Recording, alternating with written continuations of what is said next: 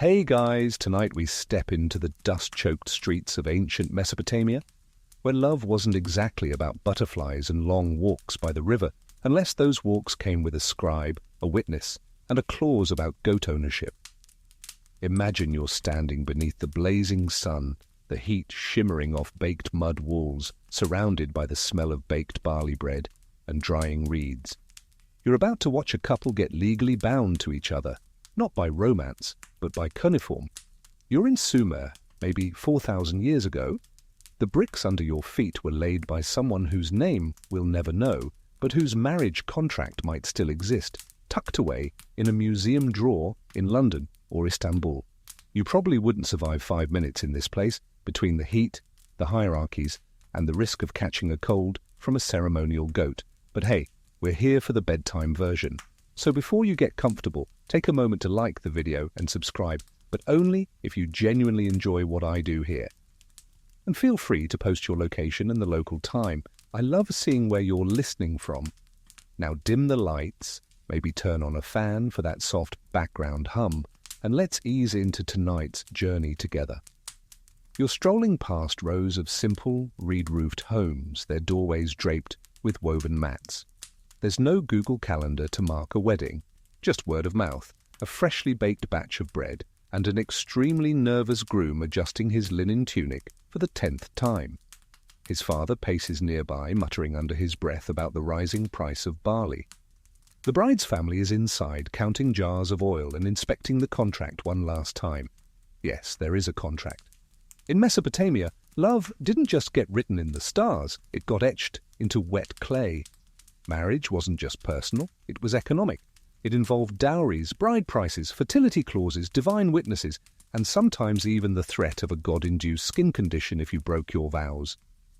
You're standing in a world where emotions mattered, but only as long as they didn't interfere with good business.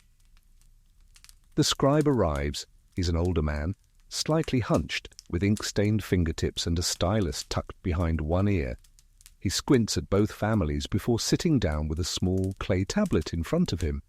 He's done this dozens of times. In fact, writing marriage contracts was a pretty lucrative gig. After all, you didn't just need someone to write the terms, you needed someone who could invoke the right gods, phrase the threats properly, and make sure both parties understood the fine print. The contract starts with the essentials, the names of the bride and groom, their fathers' names, their professions, and the city in which they're marrying, then the goods.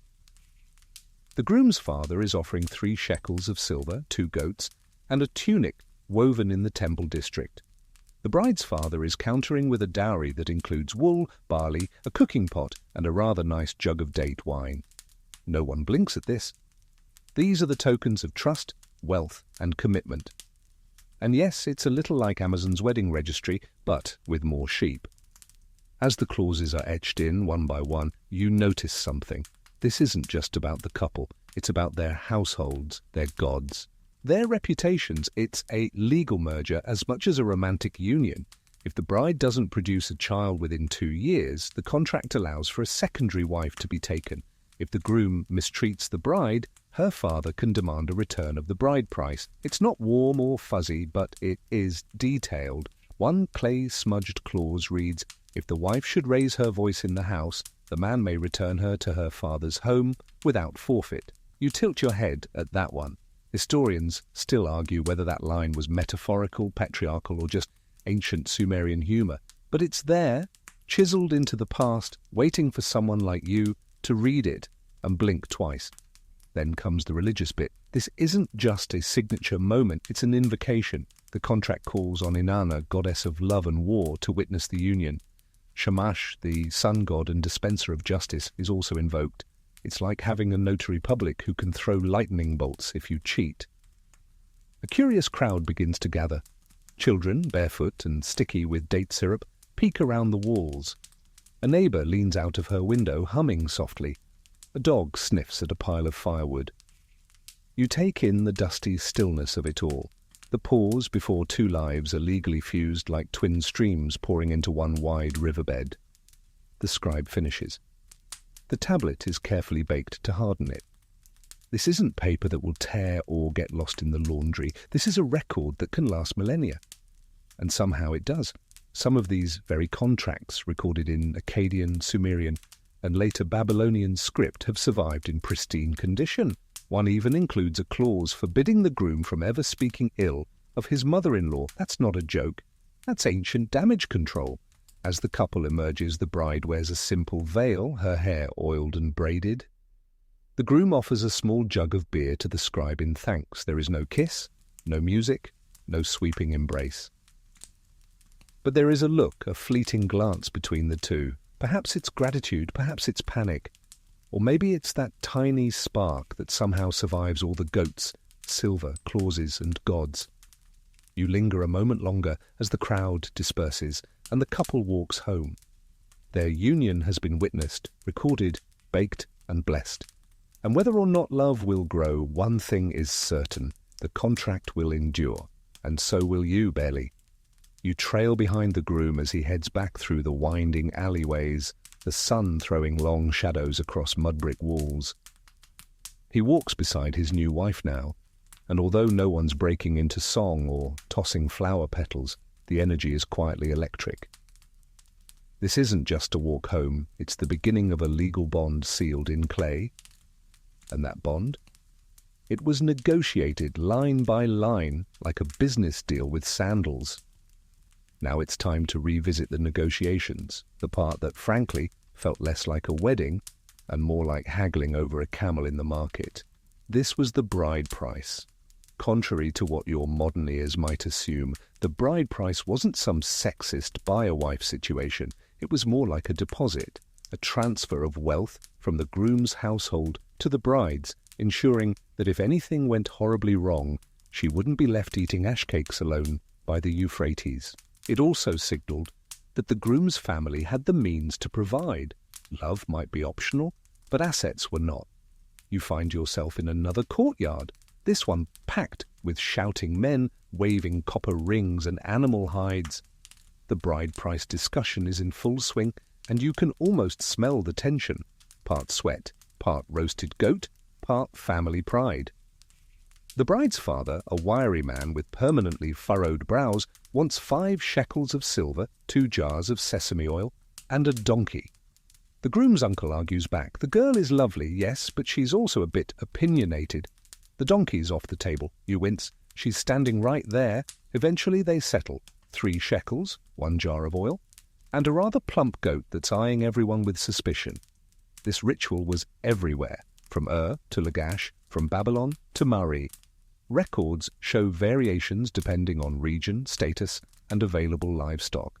One tablet describes a particularly lavish bride price: gold earrings, rare incense, and enough wool to clothe a minor deity. Another, just a jug of beer and a promise to plough 2 fields come harvest.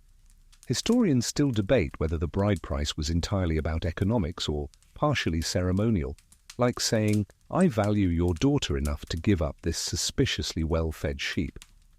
Here's the kicker, though. If the marriage collapsed because the groom did something boneheaded, say he was caught flirting with the temple flute girls, the bride's family could keep the bride price. But if the bride did something equally dramatic, say setting the grain store on fire after a bad argument, her father had to return it. Minus the goat, probably. That goat is long gone. The contract reflected all of this. The bride price was listed clearly, sometimes even with a clause about repayment terms should the marriage end early. It's oddly similar to a modern security deposit, just with slightly more deity involvement. As you watch another young groom nervously hand over his agreed-upon bundle, a pouch of silver coins wrapped in cloth, a necklace of lapis lazuli, and a perfectly round melon, you notice his hands shaking. He knows this isn't just a transaction, it's a performance.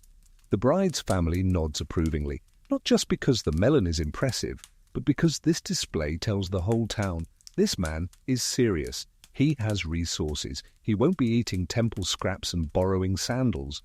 Once the bride price is handed over, the atmosphere changes. The bride's mother, silent until now, brings out a clay vessel of beer and sets it in the center of the gathering. There's no toast, but people drink. The scribe looks satisfied. The goat, mysteriously, has vanished. You wander toward the edge of the square where a group of teenagers is reenacting the whole affair with exaggerated flourishes. One of them plays the bride's father, demanding 20 shekels and a golden bathtub. Another, the fake groom, offers a single fish and a song. They all laugh. Even then, people found ways to poke fun at bureaucracy. And why not? These contracts could get intense. Some included bizarre clauses. One rare example, found in the ruins of Sippar, lists this gem. If the groom fails to feed the household oxen during the winter rains, he shall wash the garments of his wife for 1 moon's turn. Domestic justice, Mesopotamian style. Of course, the bride price wasn't the only material exchange on the wedding menu. The dowry, what the bride brought to the table, was next. But that's another square, another family, another sticky clause. For now, you take a deep breath as the sun sinks lower, painting the dusty city in shades of terracotta and ash. The groom is walking home again, this time with his prize, his bride, and his legal obligations. The scribe rolls his shoulders, already preparing for tomorrow's wedding and the inevitable argument over whether a borrowed goat counts as part of the bride price. You smile to yourself. Wild as it all seems, there's a strange comfort in it. A reminder that even 4,000 years ago, love, or at least the attempt to survive it, required careful negotiation, good livestock, and someone willing to write it all down in clay. You're up early, again, as the city stirs under the pale light of a Mesopotamian dawn. The wedding drums have quieted, the silver's been counted, and that goat, well, he's long since become stew. But before the honeymoon can officially begin, which, spoiler alert, doesn't involve moonlight strolls or scented baths, there's another detail to sort, the groom's promises. And no, "I'll love you forever" isn't written anywhere on this clay. You step into a smaller courtyard, where the couple sits with the scribe again, this time for the husband-to-be to formally declare what he will provide. Think of it as an ancient prenup, except he's promising grain, not alimony. The groom, looking considerably more sleep-deprived than yesterday, recites a list he's probably practiced a dozen times. His new wife watches him closely, not because she's impressed, but because she wants to make sure he doesn't skip the part about the oil rations. The contract includes essentials. He must provide her with food, at least 1 measure of barley per month, clothing, a new wool tunic every year, and a roof over her head that doesn't leak in the rainy season. Pretty reasonable so far. But then it gets weirdly specific. For instance, one contract recovered from Nippur reads, "He shall not strike her unjustly. If he does, she may return to her father's house with all her possessions and one of his sandals." 1 sandal. Just the one. Historians still argue whether this was symbolic punishment or simply a hilarious early example of passive-aggressive legislation. In another tablet, a clause appears stating that if the husband takes a second wife, the first must receive double oil portions and a personal servant. Is that emotional compensation? Liquid-based revenge? You're not sure, but the Mesopotamians took their oil seriously. You notice the scribe hesitating slightly as he inscribes a line involving temple duties. Turns out some contracts required the husband to make regular offerings to the gods, either on behalf of the marriage or simply to avoid divine pest infestations. Imagine promising your partner you'll take out the trash and sacrifice 2 pigeons on the solstice. The modern version might read, "I promise to buy flowers occasionally and not yell during chariot races." But this is ancient law, and it's deadly serious. One wrong move and you don't just get the silent treatment.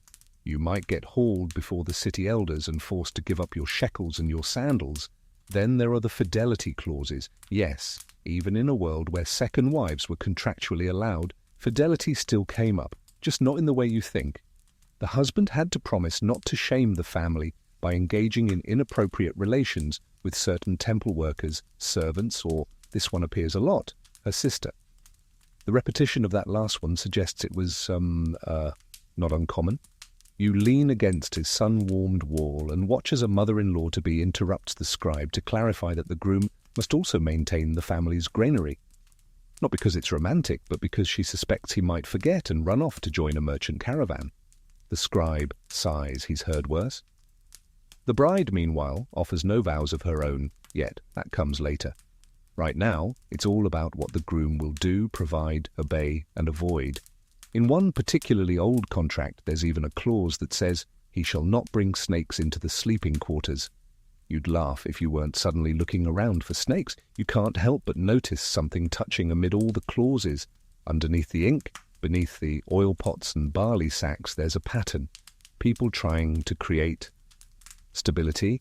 They feared drought, war, crop failure, illness, and yes, betrayal. So they wrote everything down, hoping that baked clay would protect them from life's messier surprises. The couple rises as the contract dries. The groom nods, slightly stiff, but perhaps proud. He's legally committed to feeding her, sheltering her, worshipping with her, and not bringing serpents to bed. It's not exactly a Nicholas Sparks novel, but it is a strangely comprehensive checklist for ancient domestic life. You walk with them partway through the market district. The groom buys a small flask of oil, maybe to mark the occasion, maybe because he's already worried about that double oil clause if he messes this up. The streets are alive again. Merchants call out prices.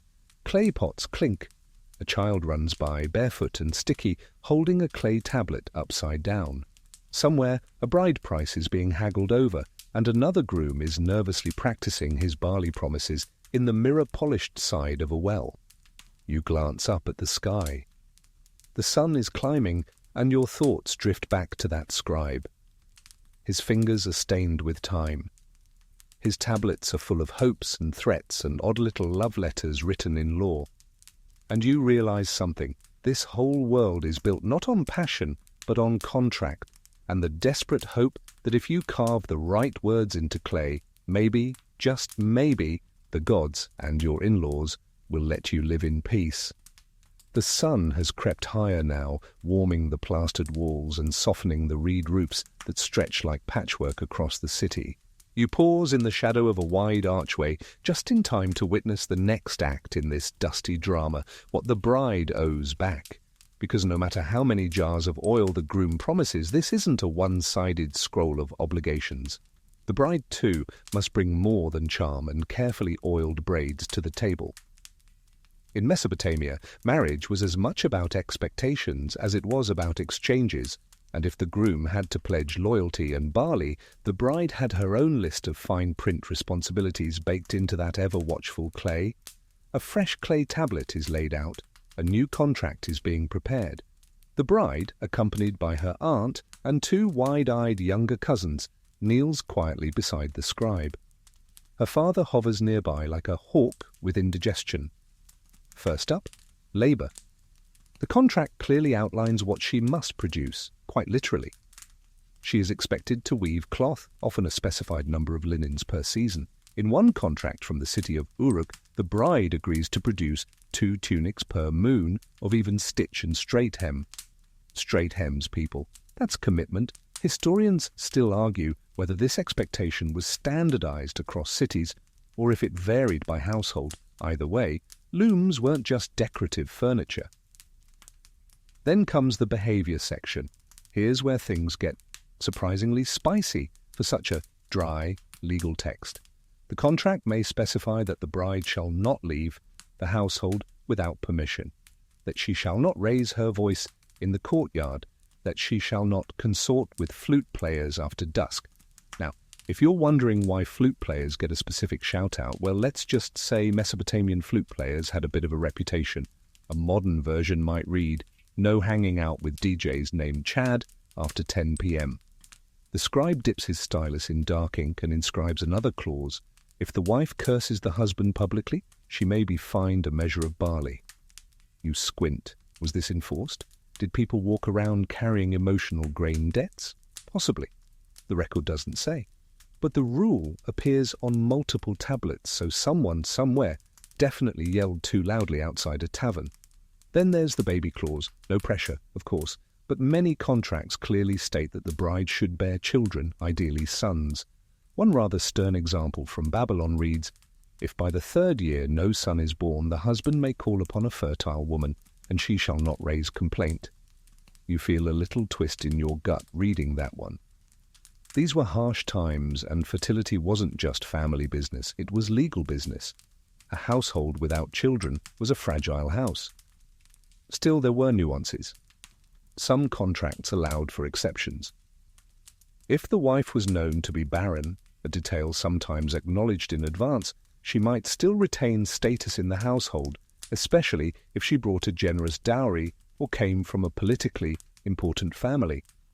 Love may not have driven marriage, but power and practicality sure did. You move closer as the bride nods gently at the completed list of duties. She knows the terms. These aren't just rules, they're a survival guide. In a world where floods, famine, and fevers could strike overnight, stable roles kept households afloat. And then, just when you think you've heard every odd clause imaginable, the scribe adds one final line. She shall not feed the household dog before the elder of the house is served. That one actually makes you smile. You can practically see the argument that led to its creation. Why does the dog eat before I do, Zara? He doesn't even pay dowry. These moments, though bureaucratic, are deeply human. You're not just hearing contracts, you're hearing relationships. Strained, practical, hopeful, messy. You're watching two people legally bind themselves into a pattern that neither of them can fully control. And somewhere between the clauses about tunics, babies, and dogs, you realize this is how love survived here, not as passion, but as patience, not as flowers and kisses, but as woven linen, oaths, and not yelling in the courtyard. As the contract dries in the mid-morning sun, the bride rises.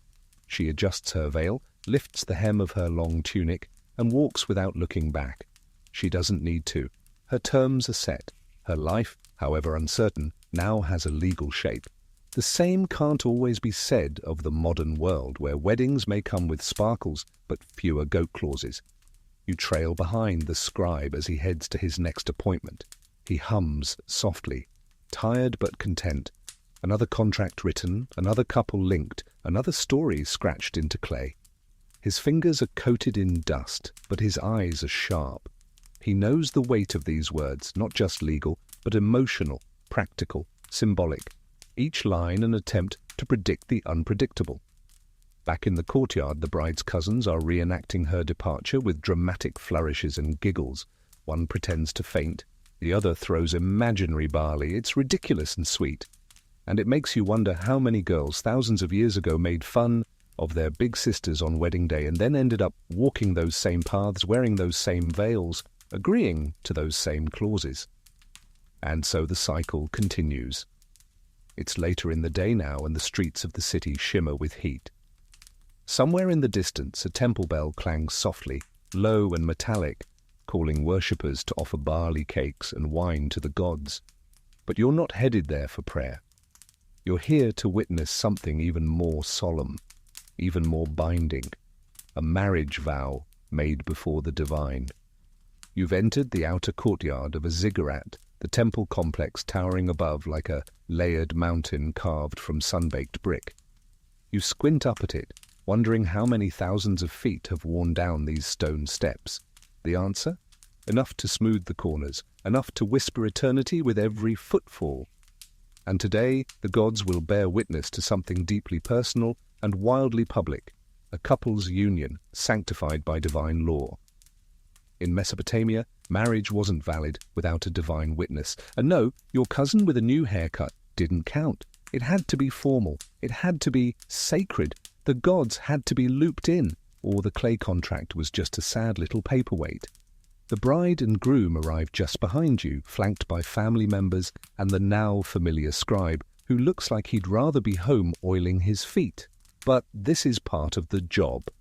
A marriage not blessed by the gods is like a barley field with no water, technically there, but not really alive. They approach a small altar, already smoking with incense. The priest stands beside it, robes heavy with embroidered patterns that shimmer faintly in the heat. His beard is oiled, his sandals spotless. He looks like he hasn't smiled in 7 years, perfect for the job. First, he calls on Inanna, goddess of love, beauty, and catastrophic emotional decisions. If anyone understands the chaos of marriage, it's her. You can practically feel her presence, light, expectant, maybe just a little mischievous. The priest lifts his hands and chants a prayer that sounds like it's been spoken 1,000 times before. Next comes Shamash, the sun god and keeper of justice. This is the god who sees all, especially if your husband tries to claim he forgot the clause about monthly oil rations. Shamash is the divine enforcement clause. Think of him as the cosmic fine print reader. His temple statues usually show him with rays shooting out of his shoulders. You really don't want to disappoint him. The priest then sprinkles water, ritually pure, drawn from a sacred canal, onto the couple's hands. The symbolism is layered. It's cleansing, it's binding, it's also practical because the dust here gets everywhere. Now comes the vow, or rather, the ritual oath. The couple doesn't exactly say, "I do." Instead, they each recite a series of promises, many of which were already scratched into their clay contract. But here, they're declaring it before the divine. And if they break these vows, well, let's just say you really didn't want to anger the gods in ancient Mesopotamia. Some oaths included curses baked right in. One example from a marriage tablet. May Nergal strike you with boils if you forsake this bond. Nergal, god of plague and war, was kind of like the HR department of divine punishments. You wouldn't want him anywhere near your wedding day, but apparently invoking him added legal weight. Nothing like a disease threat to say forever. The couple kneels together. Their heads touch. A fine linen cloth is placed over their shoulders. It's a moment of strange intimacy, rare in a society so structured, so performative. For just a second, the legalities fade and you feel something like tenderness, maybe? Or just very formal shared panic. A child nearby starts crying, a dog barks, the incense makes your nose itch. Still, the ritual proceeds. The final part, the priest marks the clay tablet with a special seal. It's not his personal stamp, but the symbol of the god being invoked. This gives the contract both divine and civic authority. It's like notarizing something in heaven and at City Hall simultaneously. Historians still argue whether these rituals were purely symbolic or if people genuinely feared divine retribution. Some say the gods were metaphors for societal expectations. Others insist that people truly believed a broken vow could bring down drought, madness, or, worst of all, your neighbor's smug disapproval. You watch as the bride stands, dusts off her knees and turns toward her new household. There's no bouquet toss, no awkward speech, no DJ shouting, "Make some noise." Just quiet murmurs, a faint breeze, and the knowledge that something ancient has just occurred. Again, the priest gives a short blessing and vanishes behind the altar, already thinking about dinner. The scribe rolls up his reed mat. The crowd begins to drift away. But you stay, lingering in the shadow of the ziggurat, looking up at the brick colossus that has seen thousands of weddings and probably an equal number of divine complaints about poor husbandry. You imagine what it would feel like, standing there, hands still wet from sacred water, a lifetime stretched out ahead of you, written in barley and bound by gods. You might not feel love, not yet. But maybe you'd feel something deeper. Security, structure, survival. And perhaps that was the real blessing. Not a divine lightning bolt of romance, but the quiet knowledge that the gods were watching. And so was the neighborhood. You wake to a change in the air, a stillness that settles like dust in the corners of the courtyard. Something's not right. The groom, who only yesterday was promising barley and linen under the watchful eye of Shamash, is now pacing. His tunic's wrinkled, his hair uncombed. The bride? She's sitting on a low bench, arms folded, face turned firmly away. You, dear wanderer, have arrived just in time for the next chapter. Divorce gets dicey. Yes, ancient Mesopotamians could divorce. The clay may have been baked, the vows may have been sealed with sacred water and threats of plague, but still, if things went truly sideways, there was a way out. It just wasn't cheap, or clean, or quick. And depending on who was at fault, someone was walking away with less barley than they arrived with. You make your way to the city's tribunal, a shaded pavilion lined with mud-brick benches and presided over by 3 elders with long beards and permanently judgmental expressions. Think of them as the HR department, the legal team, and your nosy aunt, all rolled into one. The groom steps forward first. He accuses her of neglect, of refusing to bake, of letting the loom sit untouched, of ignoring his goats. The bride narrows her eyes. You've seen this look before. Somewhere a flute player probably ducks for cover. She fires back. He's been seen in the taverns. He skips temple duties. He hasn't brought home a full basket of barley in 3 moons. Also, she suspects he's been flirting with the incense vendor's daughter who, she adds with a sneer, can't even spin wool evenly. The tribunal listens. One elder closes his eyes like he's meditating. Another scratches something into a tablet. The third? He nods at the scribe to bring out the marriage contract. Ah, yes, the contract. That baked little tablet is about to become Exhibit A and Exhibit B, and probably C. The elders scan it. They murmur.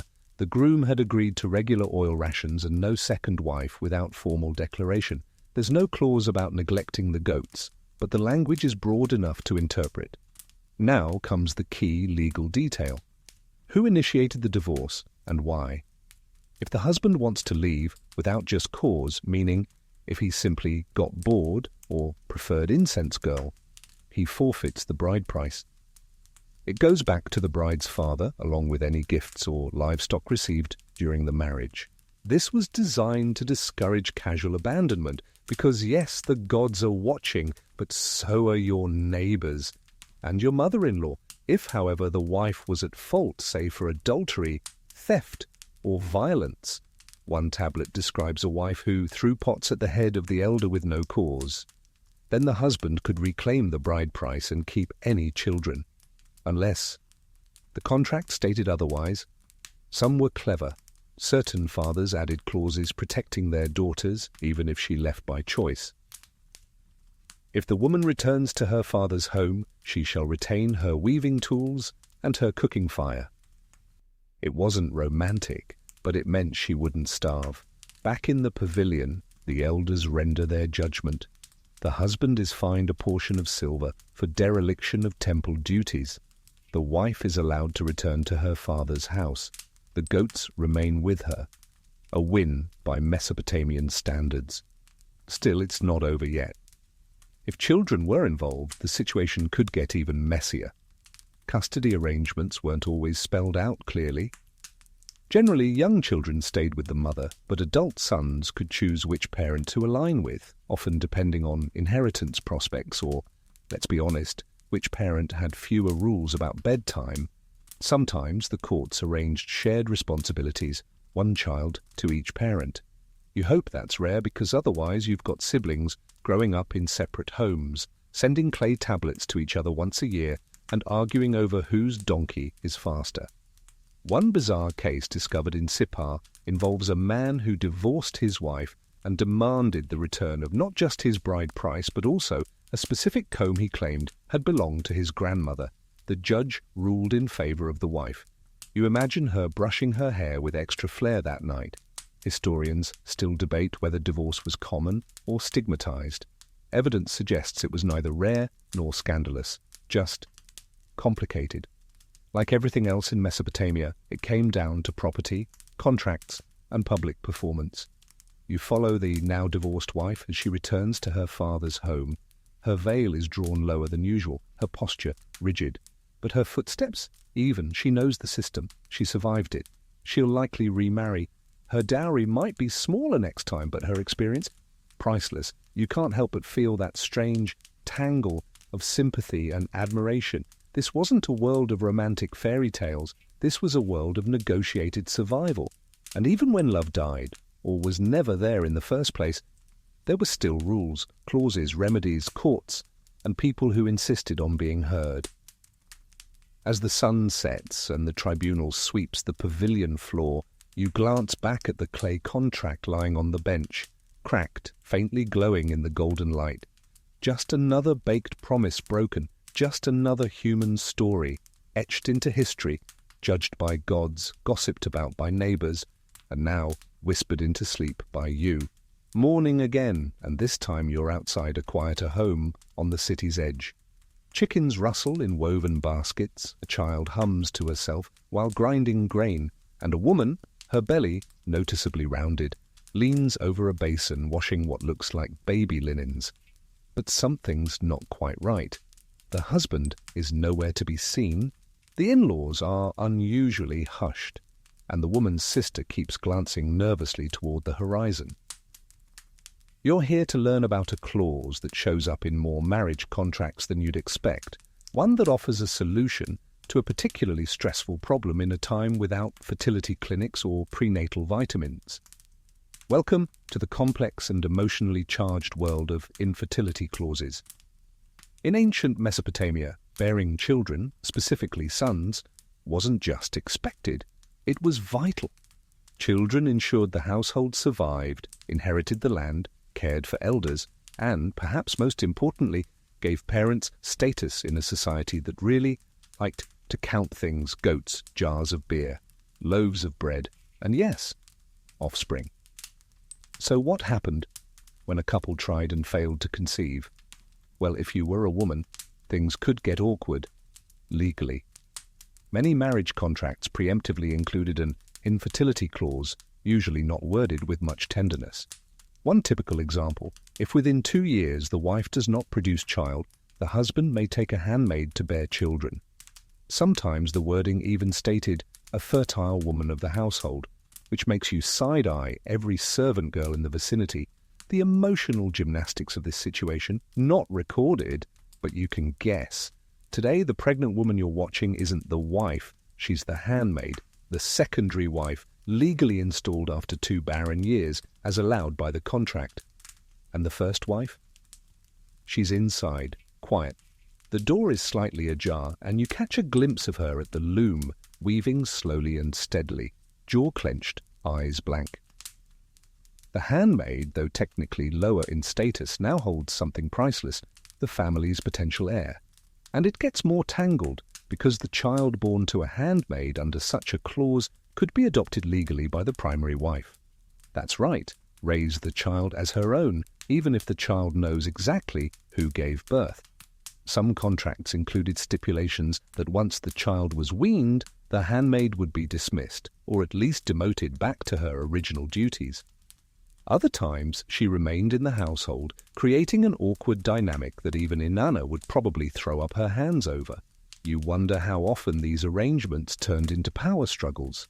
Historians still argue whether handmaids used their status to climb socially, or whether they were kept firmly in their place once the child was born.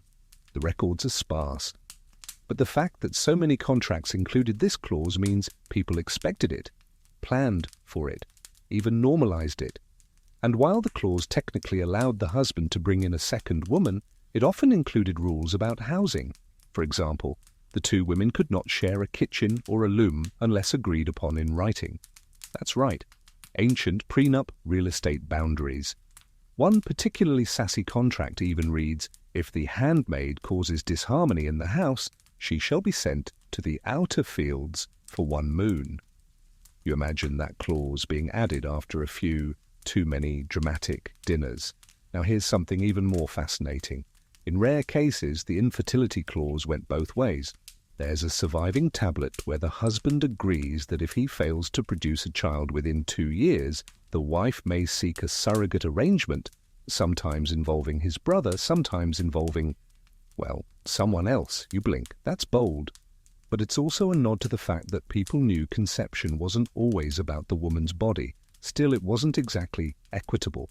More often than not, it was the woman's status that suffered, especially if the family lacked the means for a handmaid or couldn't afford to keep additional mouths fed. You walk past another home where 2 women sit weaving side by side. Sisters, maybe? Co-wives? Hard to say.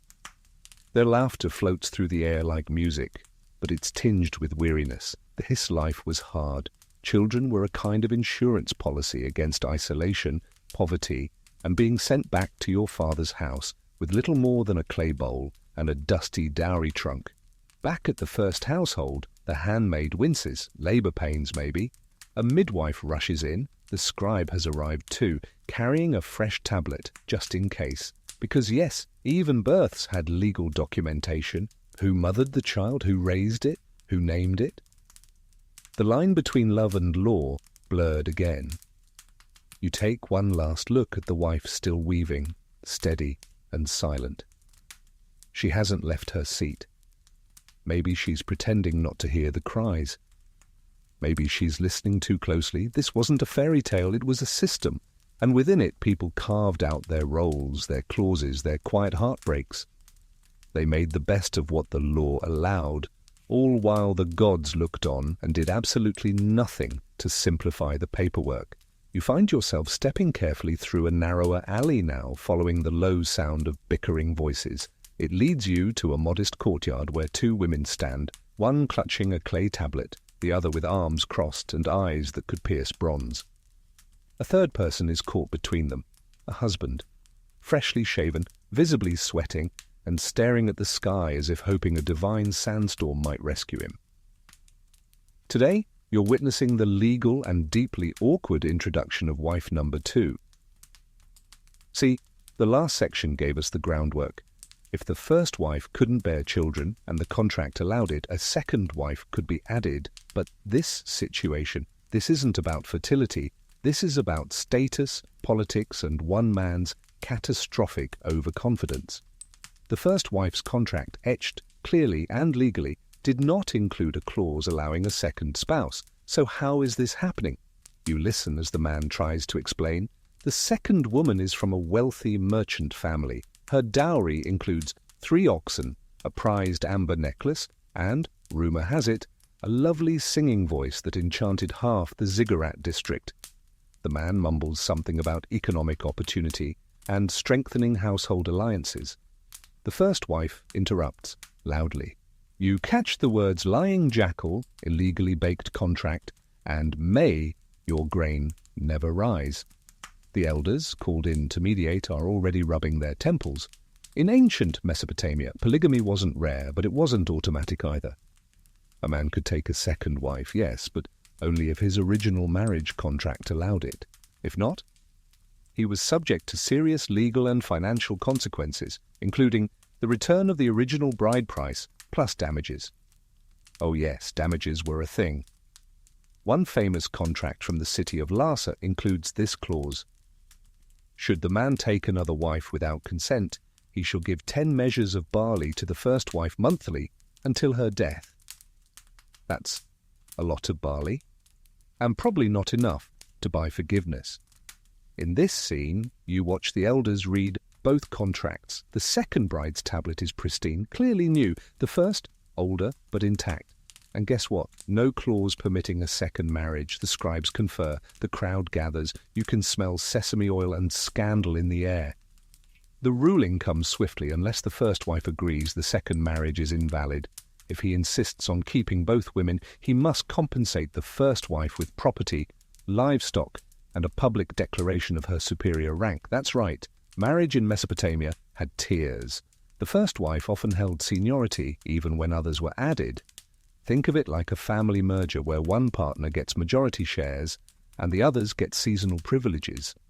Historians still argue whether second wives could ever truly rise in status or if they remained auxiliary members of the household. Evidence suggests it varied. Some secondary wives eventually gained full recognition, especially if they bore sons. Others remained locked in a strange limbo, half servant, half spouse, fully resented. You glance back at the courtyard. The first wife now has the clay tablet tucked securely under her arm. She looks victorious but not smug, just weary. The second woman, meanwhile, has turned away, her oxen left tied awkwardly by the grain silo. The man, he is being loudly reminded that singing voices don't plough fields or write legal contracts, and here's where it gets even more tangled. Children. If both wives bore children, inheritance became a political minefield. Contracts had to be updated. Sons were ranked not just by birth order, but by maternal status. One poorly phrased clause, and you could end up with a full-blown sibling land war before the next harvest. Some families tried to avoid this by stipulating exact inheritance portions in advance. Others trusted their children to work it out. Those families probably also trusted hyenas not to eat chickens. You step aside as the second woman begins loading her dowry gifts back onto a cart. She leaves without a word. No curse, no fanfare, just the quiet crush of expectation giving way to legal limitation. As she disappears into the alley, you wonder how many stories like hers were never written down. Women brought in as potential wives or surrogates, dismissed due to contract clauses, timing, or family pressure. For every etched-in clay rule, there were 10 invisible consequences, shifting silently behind reed curtains. And maybe that's the real lesson of today's awkward tableau. Mesopotamian marriage was never just about who you loved or lived with. It was about who held the seal, who controlled the terms, who had the tablet, and who, when push came to shove, could walk away still holding her oxen. You return to the heart of the home, where woven mats cover the floor and the air smells faintly of roasted barley. A mother is crouched beside a large reed basket, folding soft woolen tunics and placing them carefully inside. Her daughter watches from the doorway, arms crossed, clearly unsure why her mother is wrapping up the silver rings. You're just in time for another foundational part of Mesopotamian marriage life. The dowry, or as it's more accurately called here, the woman's backup plan. While the bride price was paid by the groom's family to the bride's family, the dowry was the reverse. The bride brought it with her into the new household, her literal share of her father's wealth, packed into bundles, pots, and sometimes a rather judgmental goose. But here's the key part. She still owned it. Dowries weren't absorbed into the husband's estate. They were hers, protected by law and returnable if the marriage collapsed, assuming, of course, she could prove the collapse wasn't her fault. So yes, that bundle of linen, silver hairpins, and extra cooking pots, that was her safety net, her inheritance, her bargaining chip, and often her only ticket back home with dignity intact. You lean in as the mother explains to her daughter carefully what each item means. "This ring," she says, "was from your grandmother. Wear it only for ceremonies. This wool, sell it if you have to, not before." She taps a sealed clay jar. "This holds the scroll with your terms. Don't let anyone take it from you, not even him." The girl listens, her expression unreadable. She's young, too young, you think, but old enough to understand that these things, however small, are power. The dowry varied wildly depending on class. A wealthy bride might bring a small fortune, golden jewelry, painted vessels, and even household slaves. Poor girl might carry just a cloak, a jar of oil, and her weaving tools. But regardless of quantity, the principle remained. This was hers, and the law said so. Marriage contracts often had entire sections detailing the dowry. Not just what it included, but what should happen to it under various conditions. For instance, if the husband dies without children, the widow keeps her dowry and may return to her family or stay, depending on whether she wants to marry the brother. If the wife dies, the dowry is returned to her birth family, unless, of course, she had children who are now of age, then it may be passed to them. If the husband initiates divorce and she is without fault, the entire dowry must be returned intact, plus a penalty, which usually involved silver or grain. And then there were the escape clauses. Yes, even in dusty Babylonian marriage contracts there were occasional flashes of unexpected autonomy. A few surviving tablets include what scholars call a personal freedom clause. It might read, "If the man takes another wife without consent or fails to provide offerings for one moon, the woman may return to her father's home with all goods and no blame." In one rare contract, the bride's father even added a line requiring monthly accounting of the dowry's condition, lest it be spent or spoiled. Talk about micromanagement. You picture a husband sheepishly presenting the linen count like a student with a half-finished scroll. But not everything was so dry and procedural. One tablet, found near Nippur, contains a personal note from the father to his daughter, added at the bottom in smaller cuneiform. "If he mistreats you, remember your name is still yours." You pause over that. A whisper from millennia ago, personal, fierce, fragile. Dowries weren't just about objects. They were about identity. They gave women leverage in households where nearly everything else belonged to men, the land, the house, even the children in some cases. But the dowry, that was the legal ember a woman carried from her father's hearth. And if her husband dared squander it, misuse it, melt it down, trade it for a suspicious camel, the elders could fine him, publicly, painfully. You step aside as the daughter finally gathers the last bundle. The wool creaks softly in its straps. Her little brother tries to follow, but the mother stops him. "Not yet," she says. "This is her journey." And you follow her, quietly, down the narrow lane, past market stalls and temple walls, all the way to her new household, where her future is uncertain, but at least partially insured. She steps through the doorway. The scribe is waiting. The groom is waiting. And somewhere behind her, folded carefully beneath a worn tunic and a jar of dried figs, is a tiny clay tablet with the one clause that might save her one day, if she ever needs it. The sky has turned a dusty bronze now, the sun sagging behind the temple towers, casting long shadows across the canal. You follow a narrow path lined with reeds and half-buried pots, the air suddenly cooler, quiet except for the gentle lapping of water against stone. A crowd is gathering ahead, strangely solemn, as if preparing for a festival, but with none of the laughter. You've arrived just in time for one of the strangest, splashiest clauses in Mesopotamian marital law, the river ordeal. Because here's the thing, if someone in a marriage was accused of adultery, especially a woman, there weren't many polite ways to sort it out. No counselors, no couples therapy, no awkward dinner with the in-laws. Instead, they had a legal test, a very wet one. You push closer. At the center of the gathering is a young woman, veiled, barefoot, silent. Her husband stands beside her, arms crossed, lips pursed. A tribunal elder recites something from a cracked clay tablet, and two scribes begin scribbling furiously. The accusation? Infidelity. Now this wasn't just idle gossip. It had to be formal, written, brought before judges. But the evidence? Let's just say it didn't have to be airtight. A suspicious glance, a jealous neighbor, or a husband who had suddenly developed a fondness for his cousin's daughter, all could be grounds for dragging someone down to the canal. Here's how it worked.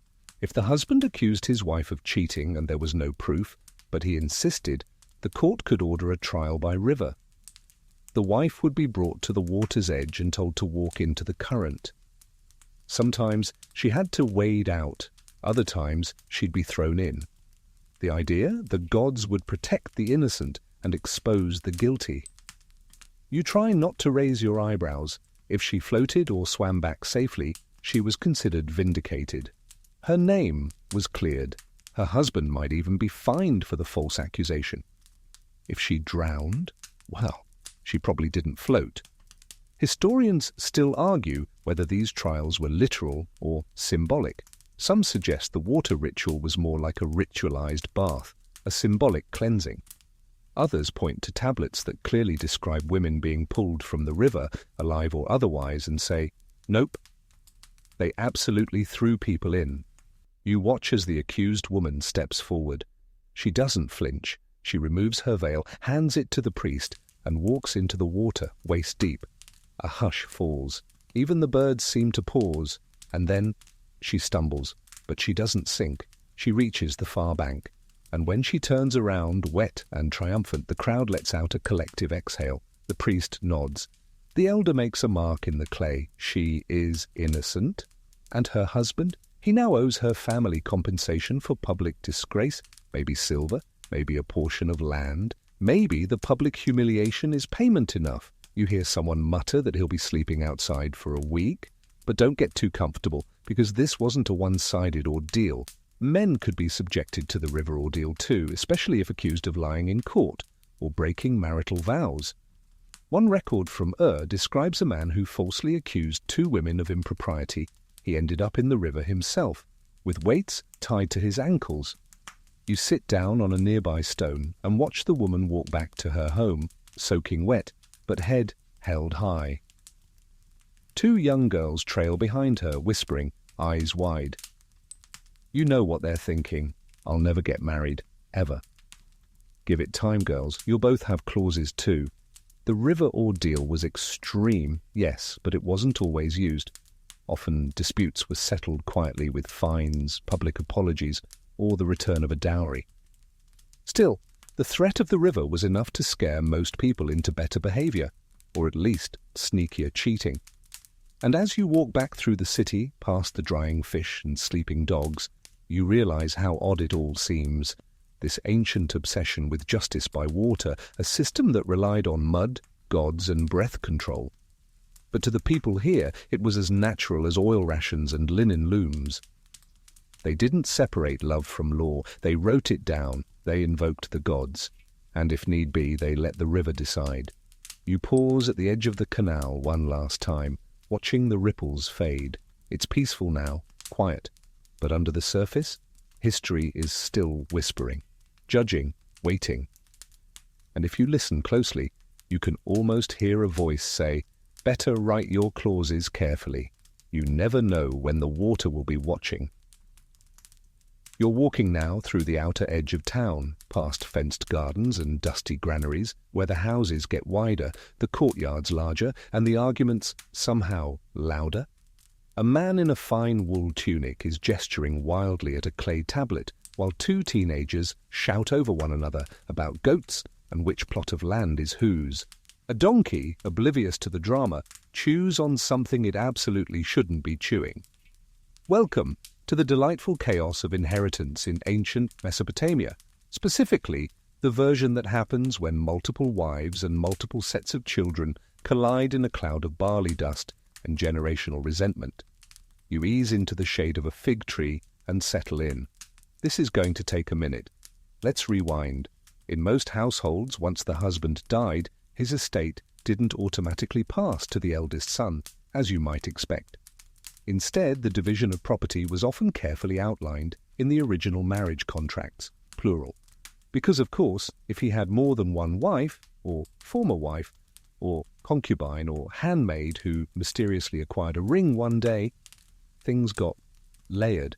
Some contracts specified shares in percentages. One found in Sipar, for example, states that the sons of the first wife receive 2/3 of the estate, while the son of a handmaid wife receives 1/3, provided he respects the shrine and does not dispute the division. You can imagine how well that worked out in practice. But it wasn't always so clean. What if the first wife bore only daughters and the second wife had a son? What if the third wife's son had already moved out and started his own business trading sesame oil in Uruk? What if the donkey technically belonged to the father-in-law? That's where the elders came in, not just judges but community arbitrators who reviewed the contracts, the assets, and often most importantly, the reputations of the children. You move closer to the argument. Two sons, probably from different mothers, are standing nose to nose. One insists he gets the barley field closest to the canal because father always said so. The other waves a broken stylus and yells about how he fed that donkey through the famine. Neither makes a particularly strong legal case. The mother of one son enters the courtyard. She's older, quiet, but you can tell she knows how to play this game. She produces her original contract, carefully stored in a protective basket for years. The clause is clear. Upon the husband's death, the dowry land shall return to the wife and her children.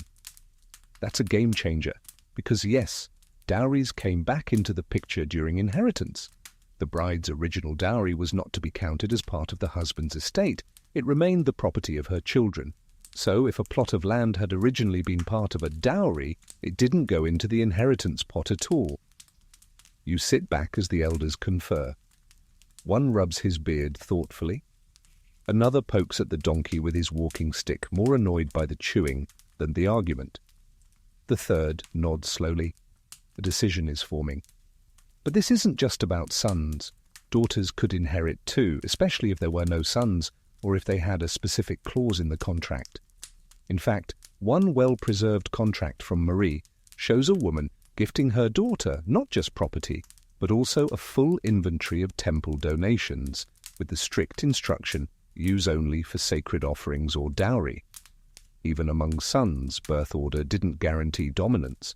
The law often favored the sons of the first wife, regardless of age, especially if she was still alive. That led to some interesting scenarios, including one where the youngest son received the largest share simply because his mother's contract had stronger language. Historians still argue whether these inheritance disputes were frequent or just highly recorded.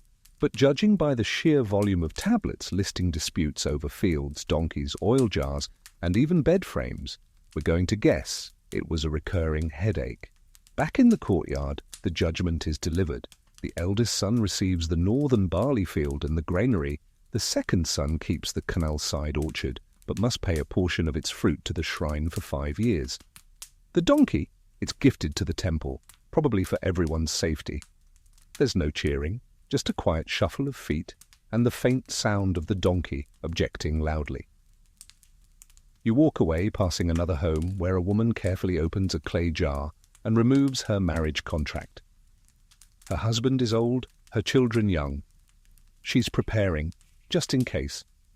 She traces the cuneiform with a wrinkled finger and nods to herself. The ink may be ancient, but the concerns are timeless. Inheritance in Mesopotamia wasn't just legal, it was emotional. It was about fairness, about memory, about making sure your name lived on, not just in clay, but in land and tools and the laughter of grandchildren around a loom. And of course, about who ended up with the donkey. You're back in the thick of city life now, brushing shoulders with scribes, servants, and sheep that clearly think they have right of way. The smell of baked bread mingles with hot dust, and somewhere a drummer thuds out a slow rhythm near the temple gate. You follow the sound until you reach a household that feels paused. A woman sits on the front step, her hands idle, her gaze locked on the horizon. A man, taller, older, clearly weary, emerges from inside holding a small tablet in both hands. You've arrived just in time for a tradition that feels half duty, half sorrow, and all paperwork, marrying your brother's widow. It's called levirate marriage, and it's not unique to Mesopotamia, but here it's wrapped in contract law, clan loyalty, and a particularly complicated sense of obligation. Because when your brother dies without children, the gods and your in-laws expect you to fix that. Let's start with the basics. In ancient Mesopotamian culture, family lineage was more than sentimental. It was legal infrastructure. Land passed from father to son, debts followed bloodlines, and offerings to ancestors were a sacred duty. So if a man died without an heir, his lineage risked disappearing, which was both socially shameful and religiously dangerous. Enter the surviving brother. Marriage contracts could include clauses outlining this exact situation. One from the city of Eshnunna reads, "If the husband perishes and leaves no son, the brother shall take the woman to wife and raise seed in his brother's name." It sounds noble until you realize no one asked the widow what she thought. You watch now as the scribe unfolds the new agreement, adjusting the previous tablet to accommodate this updated union. There's no wedding feast, no parade, just a quiet shifting of roles. Brother-in-law becomes husband, widow becomes wife again. The legal terms tick forward like a temple clock. But don't assume it's just a forced pairing. Sometimes the brother had the right to refuse. If so, the widow could appeal to the elders for another male relative, or even for limited control of her deceased husband's estate. In one rare tablet from Lagash, a woman rejected both brothers-in-law, choosing instead to return to her father's house with her dowry and a portion of the barley crop. You think back to that widow sitting on the step. Is she mourning, angry, relieved? Maybe all three. Here's the twist. The children born of the new marriage would not legally belong to the new husband. They would carry the name and inheritance rights of the dead brother. It was a legal fiction, but one taken very seriously. The dead man's name had to live on, even if the only way to do that was by handing his legacy to a nephew raised as his son. Historians still argue whether levirate marriages were widespread or just highly ritualized. Some contracts go into meticulous detail. Others barely mention it. But the fact that it appears in Hammurabi's code, Law number 167 if you're curious, suggests it wasn't uncommon. And the emotional toll? Well, that's harder to pin down in cuneiform. But consider this. One contract adds the clause, should the brother fail to provide shelter or sustenance to the woman, she may return to the house of her father with her children and her dowry intact, which tells you someone had to fight for that outcome. Someone made enough noise to get it in writing. You walk through another part of the city where temple priests light small fires and chant to the setting sun. In a home nearby, a second widow sits with her husband's cousin, negotiating a new contract. It's not romantic. It's survival. She's carrying her former husband's seal in a pouch around her neck, as if to say, I still belong to someone even now. It's worth noting that this system only applied if there were no sons. If the deceased had a son, even a small one, that child took precedence. The widow might act as guardian, but the inheritance passed through the boy. And if there were daughters only, that's where the tablets get fuzzy. Sometimes they inherited, sometimes they didn't. Sometimes they were married off to preserve the family line another way. You think of all the women in this city carrying both grief and legal weight on their shoulders. Expected to mourn, yes, but also to adjust, to remarry, to keep things moving, to keep men's names alive. One day you suspect one of these women may rewrite a contract of her own. Add a line that says, and if I wish to be left alone, so be it. But today is not that day. As you leave the courtyard, the scribe finishes etching the new clause. The man and woman say nothing. They simply rise, return to the same house she once entered as a bride, and begin again under different terms. You follow the curve of the wall back into the city, the sky deepening to purple. Above you, the stars begin to prick through the dusk. And somewhere behind one of these doors, a name once thought lost is being whispered again, kept alive by ink, by law, and by the quiet endurance of a woman who did not get to choose, but chose to survive anyway. The city feels hushed tonight, like it's holding its breath. You walk a little slower, lantern light flickering across smooth stone, the faint sound of a lullaby drifting from a rooftop. But there's tension beneath the quiet. You can feel it. A couple sits at opposite ends of a shared bench, not speaking. One of them is leaving soon. The clay tablet says so. Tonight, you're stepping into the deeply human and deeply legal world of children as leverage in Mesopotamian marriage contracts. It's not warm, it's not fuzzy, but it is everywhere. Let's start with the hard truth. In Mesopotamia, children belonged to the household, not the parents, as individuals. The marriage contract determined which house a child belonged to and under what conditions. This wasn't about bedtime stories or favorite tunics. This was about which adult got to keep them when things went wrong. You watch now as a woman holds her sleeping daughter close. She's preparing to leave her husband, not through a shouting match or an impulsive departure, but through a clause she insisted on years ago. You'd almost miss it on the tablet written near the bottom in tiny, deliberate strokes. If the man departs from the woman without just cause, she shall retain the daughter, the cooking fire, and the loom. It sounds poetic, but it's all business. She's walking away with what she's legally owed, her child, her craft, and her means of survival. In many contracts, custody terms were negotiated ahead of time. You read that correctly. Parents discussed the fate of hypothetical children before they were born. Some clauses were gender-specific, sons to the father, daughters to the mother. Others were based on the age of the child. Infants stayed with mothers. Older children might go with whichever parent remained in the house. One example from Nippur states, if they part, the boy shall remain with the man and the girl with the woman unless either parent takes a vow of temple service. That little exception clause opens up a whole new legal maze. You follow a group of elders called in to witness the enforcement of a contract. The woman's family is present, 3 sisters, a mother, and an uncle who keeps adjusting his belt nervously.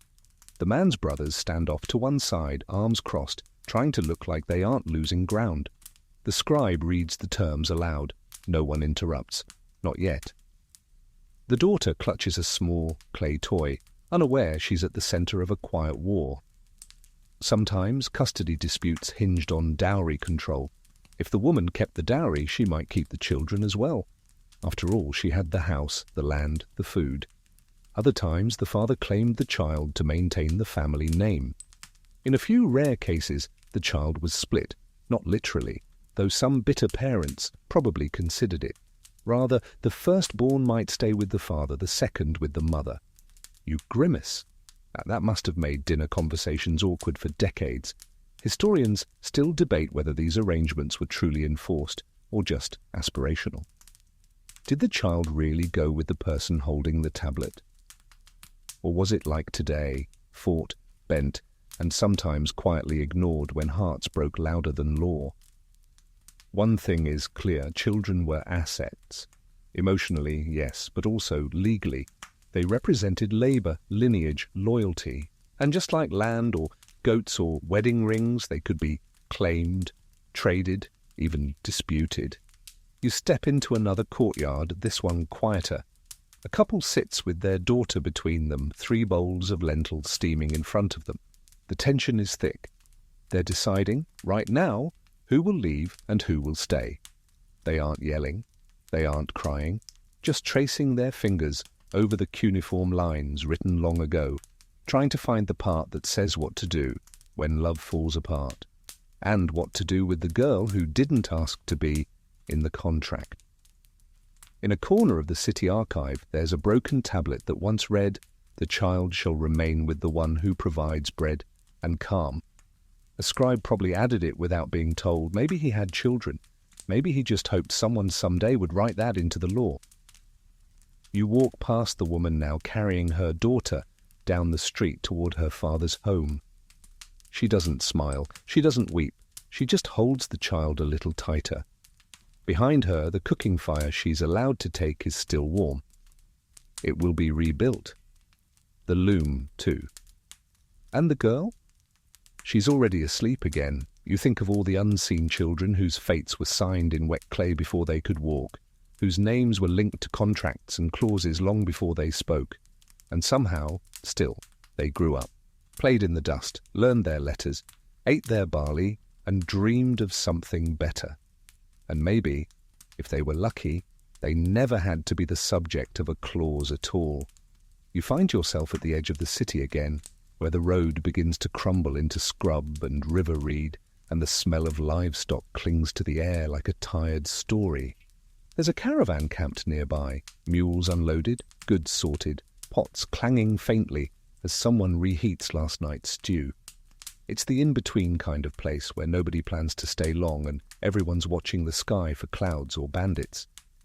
But something different is happening here tonight, because just outside one of the makeshift tents, a scribe is sitting cross-legged on a rolled-out mat, stylus poised, listening to 2 people argue, not over goods, but over terms of a marriage, a temporary marriage. Yes, you've stumbled into one of Mesopotamia's strangest little legal wrinkles, the temporary wife clause, an ingenious and mildly scandalous invention that allowed traveling merchants and other semi-nomadic men to marry for a season and then be legally single again once the river flooded or the stars shifted. Let's unpack that, shall we? In bustling trade hubs like Sippar or along the Euphrates River Road, it wasn't uncommon for men, particularly merchants, caravan drivers, scribes for hire, or wandering artisans, to spend months away from home, sometimes even years. And while there were temples, inns, and other, let's say, informal arrangements for companionship, some men preferred a slightly more respectable, legally binding option. Enter the seasonal marriage contract. You lean over the scribe's shoulder now as he etches a line into the fresh clay. This bond shall endure until the feast of the new barley, or until the river breaks its banks. That's right. The expiration date was built in. These temporary marriages granted the man companionship, domestic stability, and often status in unfamiliar cities. In turn, the woman, usually a local, received gifts, protection, and sometimes a tidy little clause ensuring part of his cargo profits would go to her if he vanished mysteriously into the Zagros Mountains. You might be wondering, why would anyone agree to this? Well, let's say you're a woman of modest means, possibly widowed, without a dowry, and living near a trade hub. You might not have access to long-term marriage prospects, but a temporary union with legal terms and compensation could be a practical arrangement, a season of shared food, companionship, and coin. It was better than silence and cold cooking pots. Still, not everyone approved. Temple authorities sometimes frowned on these contracts, especially if they blurred the line between sacred union and contractually polite cohabitation. Some scribes even added a disclaimer clause like, "This bond is not a temple marriage and bears no ritual obligation." You feel the unease of the woman across the mat now. She's bargaining, but cautiously. She wants a clause that ensures she keeps the weaving tools even after he leaves. He wants one that says he's not responsible for her debts. The scribe, looking deeply unimpressed, mutters about how these seasonal types always want creative phrasing. But even in these brief unions, rules were rules. If a child was born, the contract must be updated immediately. In many cases, the father had to acknowledge the child and either send continued support from afar, return to claim the child into his household, or, if he vanished, accept that his portion of trade profits would go directly to the mother's family. In one curious contract, a merchant included a clause saying, "Should I perish or disappear, let the gods witness that she and the child shall inherit the copper balance scale and 2 camels." You smile. Very specific, very sincere, possibly very drunk. Historians still argue whether these marriages were considered fully legitimate. Some evidence suggests they were seen as a lower-tier union, lacking divine blessings or the elaborate rituals of formal temple marriages. Others say they were simply practical stopgaps, not frowned upon but recognized for what they were, temporary unions for temporary lives. You step back as the scribe hands over the hardened clay tablet. The man offers a short bow. The woman does not. She simply wraps the tablet in a scrap of linen and ties it with a reed cord. There's a firmness in her eyes. She knows the terms. She knows how this ends. And yet here they are, 2 people signing a promise, not for forever, but for just enough. You walk along the river's edge and think about how many of these stories existed, mostly forgotten, not carved into monuments, but buried quietly in clay. A woman who loved briefly, a man who stayed just long enough to teach her son how to count sacks of grain, and a contract that dissolved when the flood came. And you realize not every marriage was meant to last. But even the temporary ones were sacred in their own small, fiercely practical way. You're walking deeper into the city now, toward a quiet neighborhood lit only by the orange glow of low oil lamps. The streets are almost empty, except for a few dogs curled beside ovens and the occasional burst of laughter from behind a curtain. You pass one such curtain and pause, because behind it, something very Mesopotamian is unfolding. A newlywed couple sits at the center of the room, surrounded by elders, neighbors, and one fairly uncomfortable-looking scribe. On a low bench in front of them lies a folded linen cloth, still faintly damp. And yes, it's exactly what you think. You've wandered right into one of the oldest, strangest, most eyebrow-raising features of early marriage contracts, the virginity clause, and the wedding sheet ritual that came with it. Yes, this was a thing. In many Mesopotamian contracts, particularly those involving high-status families, the bride's virginity wasn't just a social expectation, it was a legal one. If the groom claimed that his new wife had not been a virgin on their wedding night, he could call for an investigation, and in some cases that investigation involved presenting the wedding bed linens to witnesses. You step back as a woman unfolds the cloth carefully. It's mostly symbolic now, but a few in the room examine it with scholarly attention. The groom looks deeply interested in the ceiling. The bride stares into the oil lamp like she might crawl into it and vanish. The scribe clears his throat and reads aloud from a tablet. Should the man claim the woman is not as he expected and the cloth shows no mark, let the father return the bride price in full. It's both deeply uncomfortable and wildly specific. Now this wasn't always enforced. In lower-class families, or among those more concerned with harvest yields than linen stains, the practice might be skipped entirely. But for wealthier households, or ones with political ambitions, the wedding sheet was proof. proof that the bride was untouched, proof that the groom had fulfilled the union, proof that the families had exchanged not just goods but purity. And if the sheet didn't prove what they hoped, that's where it gets darker. In some cases, the bride could be returned to her family in disgrace. In more extreme instances, rare but documented accusations of deception led to public punishment. Sometimes a fine, sometimes exile, occasionally something worse. You swallow. This part of history isn't warm or fuzzy, it's cold and sharp and deeply unfair. But here's a twist. Some women fought back with their own contracts. In one well-preserved example from the bride's father had a clause inserted before the wedding. Should the groom find fault in the woman's condition, he must present evidence before witnesses within 3 days. After this, no claim shall be heard. It's brilliant. It protects the bride from retroactive humiliation. And you know what? It shows that some families anticipated this nonsense and tried to limit the damage. In another case, a bride brought her own witness to the wedding night, an older servant whose job was literally to confirm that all went as planned. You stare into the shadows and try to imagine that particular job description. Must be discreet, good with cloth, and unbothered by awkward silences. Historians still argue how widespread this practice really was. Some believe it was more of a social pressure than a regularly enforced clause. Others think it happened frequently, especially in noble families or temple marriages where alliances were political and every detail counted. You glance back inside. The elders nod, satisfied. The cloth is folded again, placed into a sealed jar, and handed back to the bride's mother. She stores it on a high shelf, probably next to the dowry list and the emergency silver. The groom stands, bows to the elders, and offers a single jug of beer as thanks. The bride follows quietly.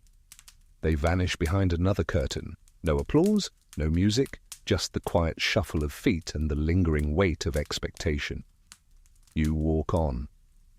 Further down the alley, a group of girls are giggling as they pass around a scrap of linen, pretending to inspect it, falling over themselves laughing. You smile. They know it's absurd, that love, trust, and dignity shouldn't depend on the dampness of a wedding sheet. And maybe that's why even in a society built on contracts, some people still found a way to make room for gentleness, for jokes, for small rebellions, for scribes who secretly rolled their eyes while writing the virginity clause and hoped just once it would get skipped. You pause at the corner, look up at the stars, and wonder how many marriages began this way, not with passion, not with fireworks, but with a checklist of body parts and a roomful of people waiting outside. And how many of those marriages still, somehow, turned into something real? You wake to the sound of bells. Soft, rhythmic, almost like wind chimes, but deeper. Made from metal plates strung together and shaken gently by hand. You follow the sound through a weaving alleyway and find yourself in the broad shadow of a ziggurat, the massive stepped temple glowing gold in the morning light. Something's happening at the temple gate, and judging by the smell of incense and the sheer number of goats looking mildly panicked, it's probably a wedding, or at least the Mesopotamian version of one. Because yes, while marriages often happened in homes, courtyards, or market stalls, basically anywhere someone could roll out a clean mat, the most prestigious and binding ceremonies occurred right here, at the gates of the god's house.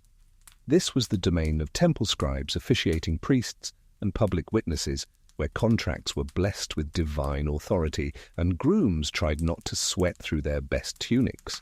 You ease into the crowd, blending in among bread sellers, water carriers, and the occasional sleepy donkey. At the center, the wedding party is assembling. The bride wears a sheer linen veil, her hair coiled high with copper pins. The groom stands awkwardly beside her, flanked by his father and 2 male cousins, who look suspiciously like backup dancers. The scribe unrolls a clay tablet and begins to read. This isn't just a list of vows. It's a recitation of terms, aloud and in public. That's the whole point of temple gate marriages, visibility. Everyone hears it, everyone knows it. There's no "I didn't know there was a barley clause" excuse when half the town heard you agree to it. One clause makes the crowd chuckle. The man shall provide a tunic of full weave yearly, or else bring shame upon his house. Another draws nods of respect. The woman shall manage the oil stores and keep the lamp alight through all moons.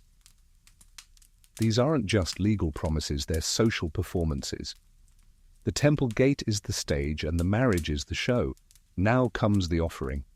The groom steps forward and presents a small jar of sesame oil, a carved bowl of dates, and, most importantly, a pair of clay figurines. One represents him, the other the bride. These are placed on a ledge near the entrance of the temple. No one touches them. They aren't played with. They aren't returned. They stay here, witnesses in miniature, silent, sacred, and baked to last. In some cities, these figurines were offered to Inanna, goddess of love and fertility. In others, to Nintu, the birth goddess. Some families, particularly the cautious kind, honoured both, just in case. After all, if you're going to invoke divine witnesses, better to overdo it. You notice the goat now? Of course there's a goat. He's wearing a wreath of reeds and looking generally unimpressed.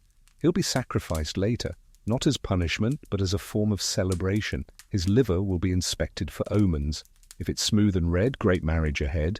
If it's mottled or sunken, well, better stock up on extra barley and patience. Historians still argue how seriously these omen readings were taken. Some believe they were formalities, symbolic gestures. Others think entire marriages were delayed or even cancelled due to a suspicious liver. There's at least one tablet where a priest notes, "The signs were confused, but the groom insisted." Brave man. As the officiant lifts his hands to bless the union, you feel the weight of ritual settle over the crowd. No one speaks. The smoke from the incense curls skyward, dragging prayers behind it. And then it's done. No kissing, no applause, just a solemn nod from the officiant and the scribes stamping the contract with a seal shaped like a lion's paw. The bride and groom step away from the gate. The figurines remain. The goat is led toward the altar. Someone starts a slow drumbeat. The guests disperse, already whispering about what the bride was wearing and whether the groom looked a little too nervous. You linger. The temple gate now stands quiet again, its steps worn smooth by thousands of feet, thousands of promises, thousands of awkwardly worded clauses about tunics and torch lighting. And somewhere inside, the gods, if they're paying attention, watch as another union flickers into existence. Not flashy, not romantic in the modern sense, but sturdy, practical, binding, and sometimes sacred in the oldest and most literal sense of the word. You run your hand along the temple's edge. The bricks are cool now, etched with the marks of scribes and seals and gods long gone. You wonder how many of these marriages flourished, how many fell apart, how many stood the test of famine and flood and family drama. Probably not all, maybe not most, but some still echo in the silence here. You keep walking. The goat, mercifully, is spared for now. It's high noon now, and the sun presses down like a heavy judgment. You wipe your brow and follow the scent of freshly dyed wool past the looms, past the market, into a courtyard where something unusually tense is unfolding. A man, clearly not from this part of the city, stands with his arms folded tightly, facing a young woman dressed in linen that's a little too fine for the mud under her sandals. Everyone's pretending this is a normal wedding. It's not. Because this isn't just a union of people, it's a collision of classes. Welcome to the complicated reality of noble marrying commoner, a match that, in Mesopotamia, wasn't impossible, but definitely came with a tablet full of stipulations, loopholes, and strategic eyebrow-raising from everyone involved. You settle on a low wall as the scribe unrolls the contract and clears his throat. He's done weddings between potters and weavers, shepherds and brewers, but this one will require careful wording. The man is a commoner, son of a fisherman, hands calloused, eyes wary. The woman? She's the daughter of a city administrator, technically nobility. She grew up in a house with tiled floors and enough servants to avoid ever touching a grain jar. The problem isn't affection, they clearly like each other. She reaches for his hand when the elders aren't looking. He watches her like she might evaporate if he blinks, but the law? The law doesn't care about glances. Here's the thing. Social class was baked into Mesopotamian law, and that included marriage. Contracts often included statements like, "The woman shall not take a man beneath her station unless the household of the man gives fourfold dowry." Or, "If the man is of low rank, he shall not speak at family feasts unless invited by the elder of the noble house." Yes. There were even clauses about dinner table etiquette. Today's contract is being amended in real time. The noble father, clearly skeptical, has demanded the man sign a renunciation clause, stating he will never attempt to claim noble land through the marriage. It's a legal fence. He may marry the daughter, but he may not inherit with her. The groom agrees quietly. He just wants her. Meanwhile, the bride has demanded that her educational tablets, a collection of rare Sumerian poetry texts, be written into the dowry as her personal property only, not subject to transfer to the husband. You raise your eyebrows, clever girl. You watch as the scribe carefully inscribes a unique clause. Though their ranks differ, the bond is one of mutual agreement. The woman shall not be reduced in standing, nor the man elevated without council approval. This clause won't make them equal in the eyes of their neighbors, but it does something important. It protects both their positions, hers from being dragged down, his from being erased. Historians still argue how flexible these class lines really were. Some say they were rigid, strictly enforced. Others suggest love and politics frequently overrode the ink. Evidence exists of noble women marrying skilled merchants, priests marrying brewers' daughters, and even slaves being freed to marry into common households, though that required its own parade of paperwork. And here's something even stranger. Sometimes noble men married common women in secret, then formalized the relationship later by adopting the wife as a sister in the records. Yes, it's bizarre. Yes, that's technically legalese for, "Please don't arrest me, she lives here now." Mesopotamia was nothing if not creatively bureaucratic. Back in the courtyard, the contract is finalized. There's a clause that says the man must undergo a status review after 3 harvests. If he's shown good provision, temple loyalty, and honorable conduct, the family may petition to elevate him, essentially a probationary nobility clause. You can almost hear the future in-laws gritting their teeth. The couple bows before the elders, the scribes seal the tablet, there's no parade, no goat, just a quiet sense of, well, we've done it. The bride slips her hand into the groom's as they step out of the courtyard together. She smiles once, and you catch the faintest echo of rebellion in it. You follow them for a bit as they walk down the street, their clothes contrasting, their sandals unevenly worn, but their pace is matched, and that's something. Behind you, the noble father sighs and mutters something about family curses. The scribes begin tidying up their tools. Life continues, and you're left thinking sometimes the most radical thing someone could do in ancient Mesopotamia wasn't defy the gods or challenge a king. It was simply to love across the lines drawn in clay. You step away from the noble quarter now, weaving through narrower paths lined with drying laundry and the low rumble of neighborhood gossip. Here, the houses are smaller. The air smells more like fish than frankincense, and the scribes, they're still working, but with simpler tools and simpler stakes. Because here, in the alleys between common homes and temple storehouses, you find a quieter, rarely told truth. Slaves could marry too, sort of. You stop in front of a humble doorway where 2 people, young, barefoot, their clothes threadbare, are kneeling beside a scribe. There's no crowd, no goat, no clay figurines, but there is a contract, and in this world, that's enough to change everything. These 2 are slaves, property of a grain merchant who owns 3 storehouses and a particularly bad-tempered ox, but today he's allowing them to marry, which means not quite the same thing it means for free people. In Mesopotamia, slave marriages were conditional. The couple could live together, they could have children, they could even have their union blessed by a priest. But the crucial difference was this: the marriage had no binding permanence unless the owner approved, and added specific terms. You watch the scribe as he scratches out lines in a smaller clay tablet than usual. The language is gentler, less grand, but still careful. He writes, "The man and woman are joined under the house of master's name. If either is sold, the bond is ended unless the new master confirms the union." Oh, you wince. That's the catch. In many cases, slave marriages were breakable by transaction. If one partner was sold to another household, or, God's forbid, sent to the temple mills or shipped up the river, the marriage was considered void. The law recognized their relationship, but only within the framework of ownership. It was marriage on a leash. Still, people tried. They carved out dignity where they could. Some masters allowed their slaves to marry freely, even granting them small plots of land or time off from labor to build their home. Others included clauses that promised not to separate the couple unless great necessity arose. One surviving contract from includes a surprisingly touching phrase, "They shall dwell together unless the gods demand otherwise." It's legal poetry and heartbreak waiting to happen. You look again at the couple in front of you. She's holding a small string of beads. He's holding her hand. They know what they are. They know what they're allowed to hope for.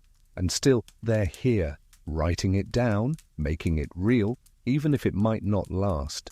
Children born to slave couples were generally considered the property of the mother's owner, unless specified otherwise. That meant a child could be born into one household while the father belonged to another. It led to some of the most complex and painful legal clauses scribes ever had to write. One contract states, if a child is born and the father is sold, the mother's house shall raise the child until weaned. Then the boy shall follow the father if agreed. So many ifs. So many variables. And yet, people made it work. Sometimes slave couples managed to save enough or impress their owners enough to earn manumission, freedom.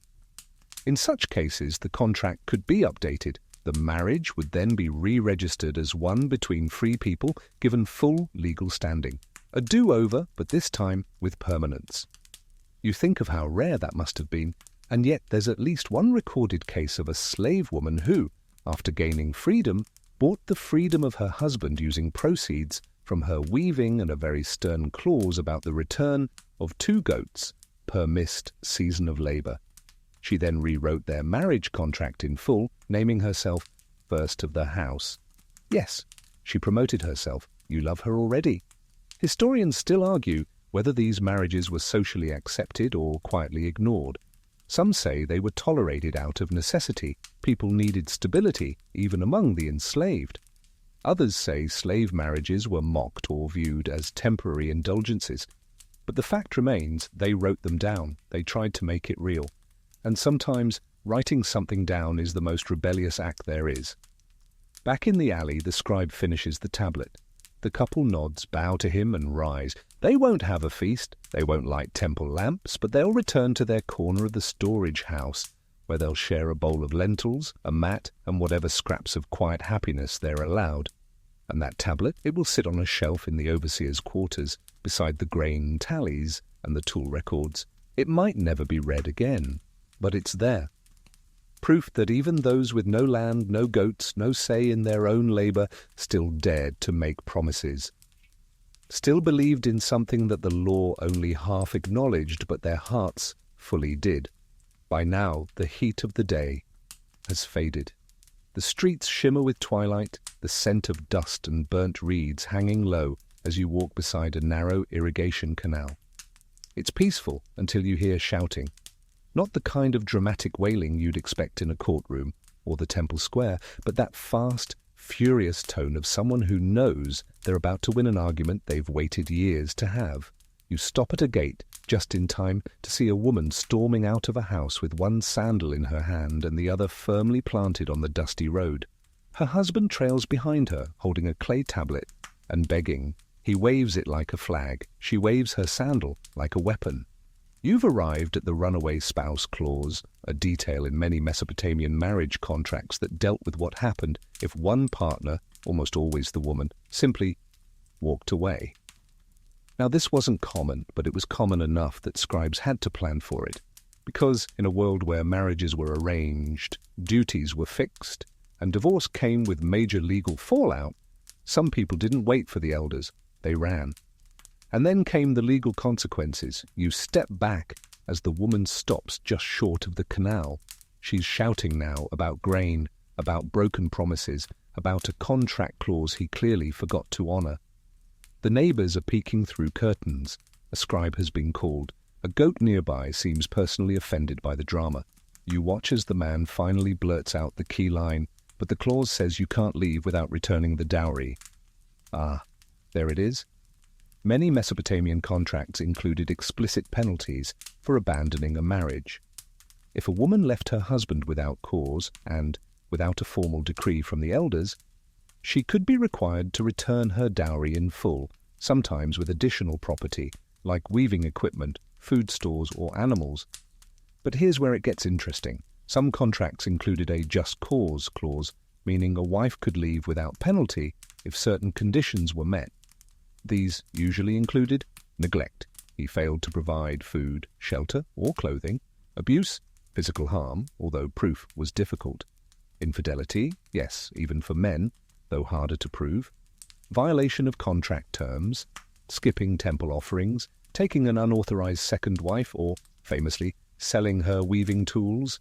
In this case, the woman is screaming about 3 months without oil and no barley since the rains. You glance at the scribe, who looks like he's mentally preparing a clay rebuttal tablet already. The elders arrive. 2 older men with sun-leathered skin and a slightly younger one who still seems amazed by the very idea of marriage. They sit, pull out an empty tablet, and begin questioning both parties. And you realize something. This process isn't private. In Mesopotamia, disputes like this were community matters. Everyone knew, everyone watched, which meant public shaming was part of the penalty, sometimes even more than the material losses. In one famous tablet, the clause reads, "If the woman departs without cause, let her be stripped of her linen and sent forth with only her sandals." Brutal, and yet poetic in a very Mesopotamian way. But not all cases were so harsh. One contract includes this surprisingly progressive line: if the woman finds the household insufficient, and the man does not correct it after 3 moons, she may depart with her portion and the blessings of her house. And in another rare example from Lagash, a clause allows the wife to leave with custody of daughters only and a weaving shed she built herself. No penalties applied. Clearly, someone had a clever scribe. Back in the alley, the elders rule in her favor. She pulls out her own clay tablet, yes, she came prepared, and points to a clause written by her father years ago. If the man fails to provide the woman with grain for 1 season, the bond is dissolved. Boom. She keeps her dowry, her loom, and her daughter. He keeps his shame and his empty pantry. The sandal? She puts it back on with a flourish. You follow her as she walks away, head high, tablet tucked into a sling across her chest. She doesn't look back. She doesn't need to. She had it written down, and that's the thing. In Mesopotamia, even walking away had a clause. Even defiance had a scribe. These were people who understood that love can fail, that partnerships fracture, that sometimes staying isn't strength, it's silence, and that real power is knowing you can leave and take your goat with you. You pause at the canal, watching the reeds sway. Somewhere, someone else is preparing to write their own clause. Somewhere, another sandal is being dusted off. Because in the land of baked contracts and smoky temples, nobody leaves empty-handed if they planned ahead. The stars have begun to peek out, cold pinpricks against a sky still bruised with sunset. You follow the soft rise of voices toward a public square, not the one near the temple, but the smaller one near the potter's market. It's the place where people go not to pray, but to watch, to whisper, to judge. And tonight, someone is about to be judged out loud. You squeeze into the back of the crowd, just as a man drops to his knees in front of a stone platform. His tunic is torn, his beard untrimmed, and in his hands are 3 fat sheep. They bleat in offended harmony, entirely unaware they are now the price of public redemption. This friend is a shaming ceremony. You've seen quiet divorces, legal walkaways, stern clauses enforced behind closed doors. But sometimes the law wasn't enough. Sometimes the damage wasn't measured in barley or silver, but in reputation. And when that happened, the only thing more powerful than a clay tablet was humiliation. In Mesopotamian society, honor was currency and public image was everything. Marital betrayal, especially infidelity, neglect, or desertion, wasn't just a private wound. It was a crack in the entire household's standing. So if someone strayed too far outside the contract's terms, the elders could impose more than fines. They could impose public apology. You watch now as the man recites a list of wrongs in a voice just loud enough to carry. He failed to deliver oil for 2 seasons. He struck his wife in anger twice. He consorted with a known woman of the beer house. That last one gets an audible tisk from an older woman nearby. His wife stands behind him, arms crossed, eyes dry. She holds the contract, her contract, with the list of violations baked into it. He broke every line, but instead of dissolving the marriage, she petitioned the elders for a public reckoning.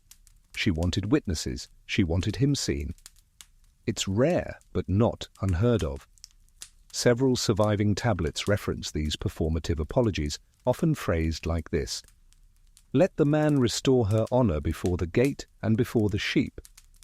You look at the sheep, they don't seem impressed, but the crowd does. He finishes the speech, bows, and presents the animals to her family. She doesn't move. One of her brothers steps forward, accepts the sheep, and says, quietly but clearly, "The contract stands," meaning she's staying, but only on her terms now, and everyone knows it. This isn't just justice, it's reputation management. Historians still argue whether these ceremonies were symbolic or if they had tangible legal consequences. Some say they were a kind of final warning before divorce. Others suggest they were designed to restore social equilibrium, get everything back on track without dissolving the household. There's one famous case in Nippur where a man accused of drunken negligence was forced to wear a tunic made of rough reed fiber and sit at the city gate for a full day reciting an apology every time someone passed. He had to do it 9 times. You don't even feel bad for him. And while these ceremonies usually involved men, women weren't exempt. If a wife was accused of shaming the household through gossip, theft, or public disrespect, she too could be forced to offer a public statement and a gift to the husband's family. One contract reads, "Let her offer beer and sweetbread to the father's house and bow before the barley mill." That's poetic. That can just humiliating enough to sting. You step back as the crowd begins to disperse. Some shake their heads, others nod approvingly. The man remains kneeling a moment longer, then rises slowly and walks home alone. His wife? She follows eventually, but several paces behind. She'll return to the household, but not quietly. From now on, everyone knows who broke the terms, who paid, and who left the temple with her contract intact. You pass 2 older women chatting as they walk. "Better a sheep in shame than a silence in suffering," one says. The other nods. At least he had to say it out loud. And that's the heart of it.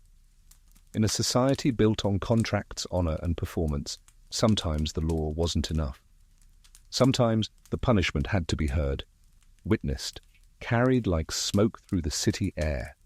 And somewhere, deep in the back rooms of the temple archive, a scribe will add a line to the man's civic record. He stood before the people and named his wrongs. The sheep, by the way, are now eating someone's vegetable basket. You don't tell them, they've earned it. Dawn breaks over the rooftops like melted gold, and the city feels hushed, as if waiting. You pass through the administrative district, cleaner streets, polished doors, fewer goats. Here things are quieter, but every word carries weight. You follow the sound of sandals on stone to a courtyard lined with carved pillars and blooming palms. Today's marriage is not a private affair, it's politics. You've walked into the inner circle of power marriages, the kind that come with envoys, military escorts, and contracts the length of a small novella. Because in Mesopotamia, marriage was not just a personal decision, it was a strategic alliance, especially when kings, nobles, and temple elites were involved. At the center of the courtyard, a young woman stands in silence. Her tunic is embroidered, her wrists heavy with bronze cuffs. She's the daughter of a minor king, young, elegant, and very much not here by choice. Across from her, the groom's family speaks in careful tones. He's the son of a rival city-state's governor, handsome enough, but mostly politically convenient. You recognize the quiet tension. This marriage has less to do with affection and everything to do with grain routes, land borders, and shared enemies. The scribe today is flanked by 2 guards and a priest. That tells you how serious this is. He opens a lacquered scroll case and begins reading the contract aloud.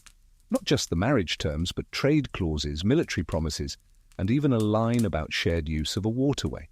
That's right. In Mesopotamia, marriage was diplomacy with rings and barley. The bride says nothing. She doesn't have to. Her value has already been tallied. She brings prestige, temple ties, and perhaps most importantly, a clause that, if broken, will invalidate an entire peace treaty. One clause reads, "Should the daughter be mistreated, her father shall retain the right to reclaim her and all associated dowry and dissolve agreement of trade." That's not just a threat. That's a foreign policy time bomb. And it wasn't rare. Kings regularly married daughters to rivals to cement loyalty, soothe tensions, or absorb lands without raising a sword. Hammurabi himself is said to have married off multiple daughters as part of his unification strategy. In one letter from Marie, a king refers to his daughter as the key to the barley gates. You wince. That's both poetic and wildly depressing. But make no mistake, these women had power too.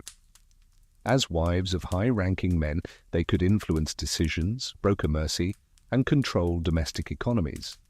Some became priestesses, others oversaw estates, staffed temples, or even wrote correspondence between city-states. One famous royal bride from Lagash negotiated the release of prisoners on her wedding day. Still, the emotional toll was immense. You look again at the bride. Her face is calm, but her hands grip the edge of her cloak tightly. Her mother, standing behind her, whispers something in her ear.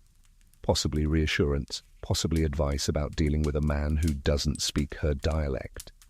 The groom, to his credit, bows low and offers a carved box of perfumed oil and lapis lazuli beads. Symbolic, yes, but also practical. Smell good, shine bright. Stay quiet. After the contract is signed and sealed, the bride is escorted to a chamber prepared for her. A gift suite, really, lined with tapestries and a private altar. She won't see her father again for years, maybe ever. But the contract will travel with her. A copy is stored in her father's archive, another in the temple vault, and a third placed under the threshold of her new home, literally baked into the foundation. Because in this world, marriage didn't just live in hearts, it lived in clay. Historians still debate how much agency these women had. Some insist they were pawns moved from court to court like decorative barley sacks. Others point to surviving letters from royal brides, brilliant, biting, full of clever diplomacy and not-so-subtle sarcasm. In one such letter, a bride writes, "I send word that the barley has not arrived. Also, your cousin is unwise. Also, I remain alive in spite of everything." You'd frame that tablet if you could. As the sun rises higher, you watch the bride step through the threshold of her new household. The priest offers a blessing, the groom lifts the veil, and for a moment she looks not at him, but past him, at the horizon, at the lands now joined to hers, not by love, but by signature. You walk away slowly, the echo of her sandals trailing behind you. Not all marriages were born of affection. Some were maps in human form, drawn with dowries, names, and risk. But even in these cold arrangements, people found ways to carve out warmth, through whispered letters, quiet influence, and a shared glance over dinner that no contract could predict. It's just after dusk now, and the city's beginning to shift into its quieter rhythm. The market is emptying, the oil lamps are flickering to life, and the scribes are rolling up their mats. But in a narrow passage between a scribe's corner stall and the edge of a beerhouse, you hear something soft. Not chanting, not argument, not negotiation. It's a voice reading aloud, and what's being read isn't a contract. It's a letter. You ease in quietly, careful not to draw attention. A young man is kneeling by lamplight, tablet in hand. His voice cracks slightly as he recites, "Take me as your wife. I have burned incense in your name, and the gods know I do not lie." He pauses. The small crowd around him doesn't laugh. They're leaning in, listening, because what he's reading is something sacred in a city of law, a love letter. And not just any love letter, but one that would eventually become a marriage contract. Yes, in Mesopotamia, not every marriage began with a dowry list and a parental handshake. Sometimes people actually fell in love first, and then tried to backfill the paperwork. You watch as he continues. The letter is written in soft Akkadian, with more rhythm than you'd expect from someone used to recording barley inventories. It speaks of hair like dark reeds, eyes like the Euphrates at dawn, a cloak that still smells of temple incense. You're a little moved. You're also a little suspicious, because this is Mesopotamia, and nothing stays dreamy for long. Sure enough, the next line reads, "Should my father not approve, I shall offer the price myself. 1 measure of silver and my uncle's bronze dagger." Aha, there it is. Romance with a side of economics. Some of these early love letters were later brought to scribes and used as the foundation for marriage contracts. A man might write a poetic plea. A woman might respond, yes. Some women wrote back. And if both were persuasive, the families would gather, and the scribe would formalize the whole thing. These letters weren't just private confessions. They were negotiation openers. You could call them pre-contractual flirtation tablets. One famous example from the city of Mari includes the line, "If your father demands sheep, I shall bring sheep. If he demands my silence, I shall break my flute," which is either very sweet or very sad, depending on how attached he was to that flute. You glance around.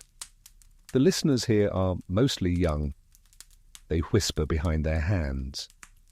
Not mockery, just amazement. You can tell this letter has been passed around more than once. It's not famous, but it's beloved, and maybe, just maybe, it worked. Because at the bottom of the tablet, faint but legible, the scribe has added, "Terms accepted by both parties.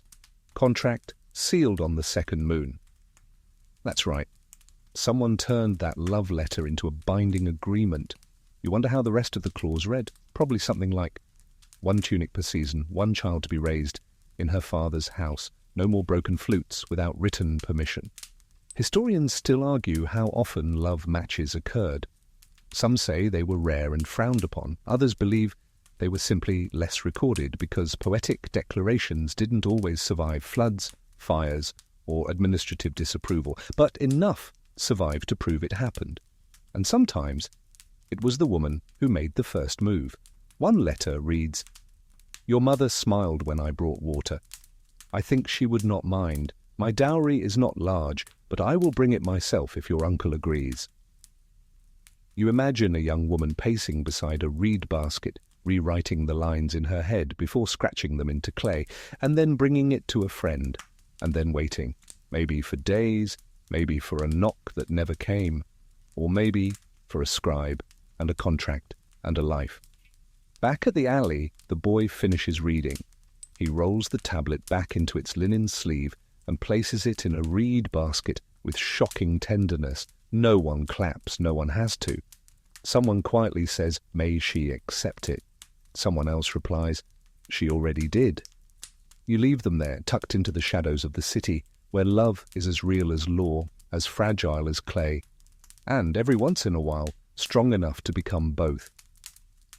The lantern light flickers now in the deeper corners of the city, casting long shadows that stretch across cracked clay and quiet courtyards. You're walking along the edge of a priest's garden, lush, forbidden, suspiciously guarded, when you hear hurried footsteps behind a curtain of reeds. 2 figures slip between the palms. You weren't meant to see this. But lucky for you, you're here for the secret things too, because not all Mesopotamian marriages were approved. Not all unions were legal, and not all hearts obeyed contracts. Welcome to the hush-hush, rule-bending world of forbidden marriages. Let's be clear, who you could marry in Mesopotamia was not just a matter of preference. It was a matter of class, occupation, temple standing, and sometimes even ritual purity. And if you crossed one of those invisible lines, you didn't just upset your uncle, you risked divine disapproval, legal punishment, or, in a few famous cases, actual exile. You glance through the reeds and catch the two figures again. A young man, tunic dusty, probably a servant. And the woman? You can tell by her robes she's a temple priestess, which is very much a problem. Temple priestesses, especially those serving Inanna or Ishtar, were often required to remain unmarried, at least legally. Some were dedicated to celibacy, others to ritual service that allowed sex, but not contracts. And that distinction, crucial. If a priestess like this one were caught entering into a secret marriage, particularly without her temple's approval, it wasn't just scandal. It could invalidate temple rights, trigger family penalties, and even result in the burning of her dowry contract. But still, they did it. Some scribes made a small but meaningful gesture, drafting private, hidden contracts for forbidden lovers, no divine witness, no seal from the elders, just clay, ink, and the risk of everything. One surviving fragment reads, "Let none know but she and I, let the bread be broken in silence. Let our house be the earth beneath the reeds." It's poetic, it's risky, it's illegal. Another example comes from Zippar, where a merchant's son and a household slave, yes, a slave, drafted a secret promise with terms of mutual loyalty. It was discovered years later, still hidden in the stone foundation of a granary. The woman's name was erased, but the man's still visible. Sometimes it wasn't about class or temples, it was about consanguinity.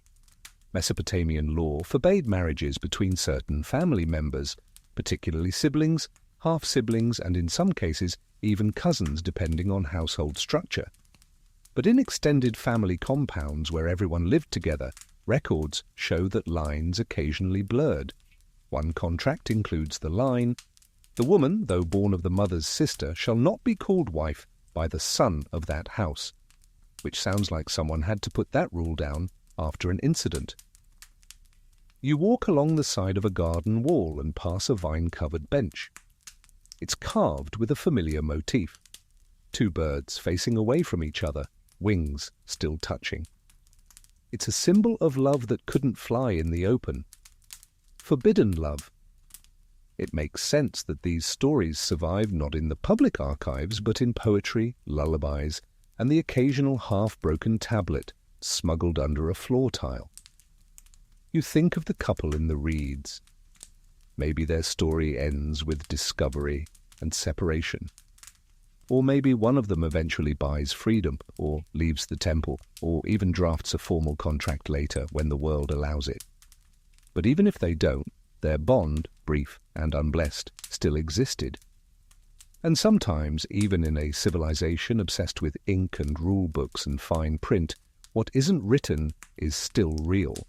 Historians still argue whether forbidden unions were rare or simply underreported. After all, love isn't always tidy enough to file away in a temple archive.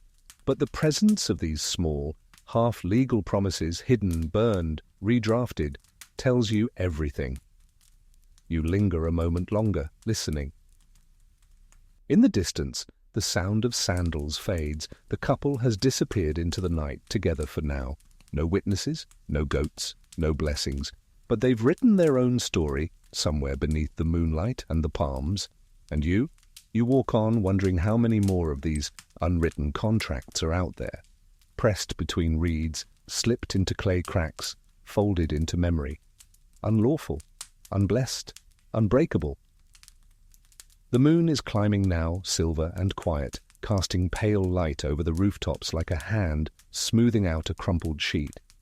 You pass a row of shuttered workshops and sleepy dogs until the clink of bells draws you toward a courtyard filled with laughter, lanterns, and something odd. There's a wedding underway, but the bride? Nowhere in sight. Instead, standing in her place is a stout uncle holding a sandal in one hand and a handful of grain in the other. Welcome, friend, to the puzzling and occasionally hilarious world of marriages by proxy, a very real Mesopotamian solution to an age-old problem. What do you do when the bride can't attend her own wedding? Apparently, you send her sandal. You take a seat on the edge of a low wall where a small crowd has gathered to witness what looks more like a grain exchange than a union of souls. But make no mistake, this is a legal marriage. It just happens to involve some creative substitutions. Here's how it works. Sometimes, due to distance, illness, ritual restrictions, or even a particularly unlucky omen on the day of the ceremony, a bride or groom couldn't physically appear for their wedding, but the clay tablets were already drafted, the dowry was packed, the gods had been invoked, cancelling was not an option. So instead, the absent party would appoint a proxy, usually a trusted relative, servant, or occasionally a priest, to stand in their place and symbolically complete the union. In this case, the bride's uncle is standing in, and the sandal he's holding represents her consent.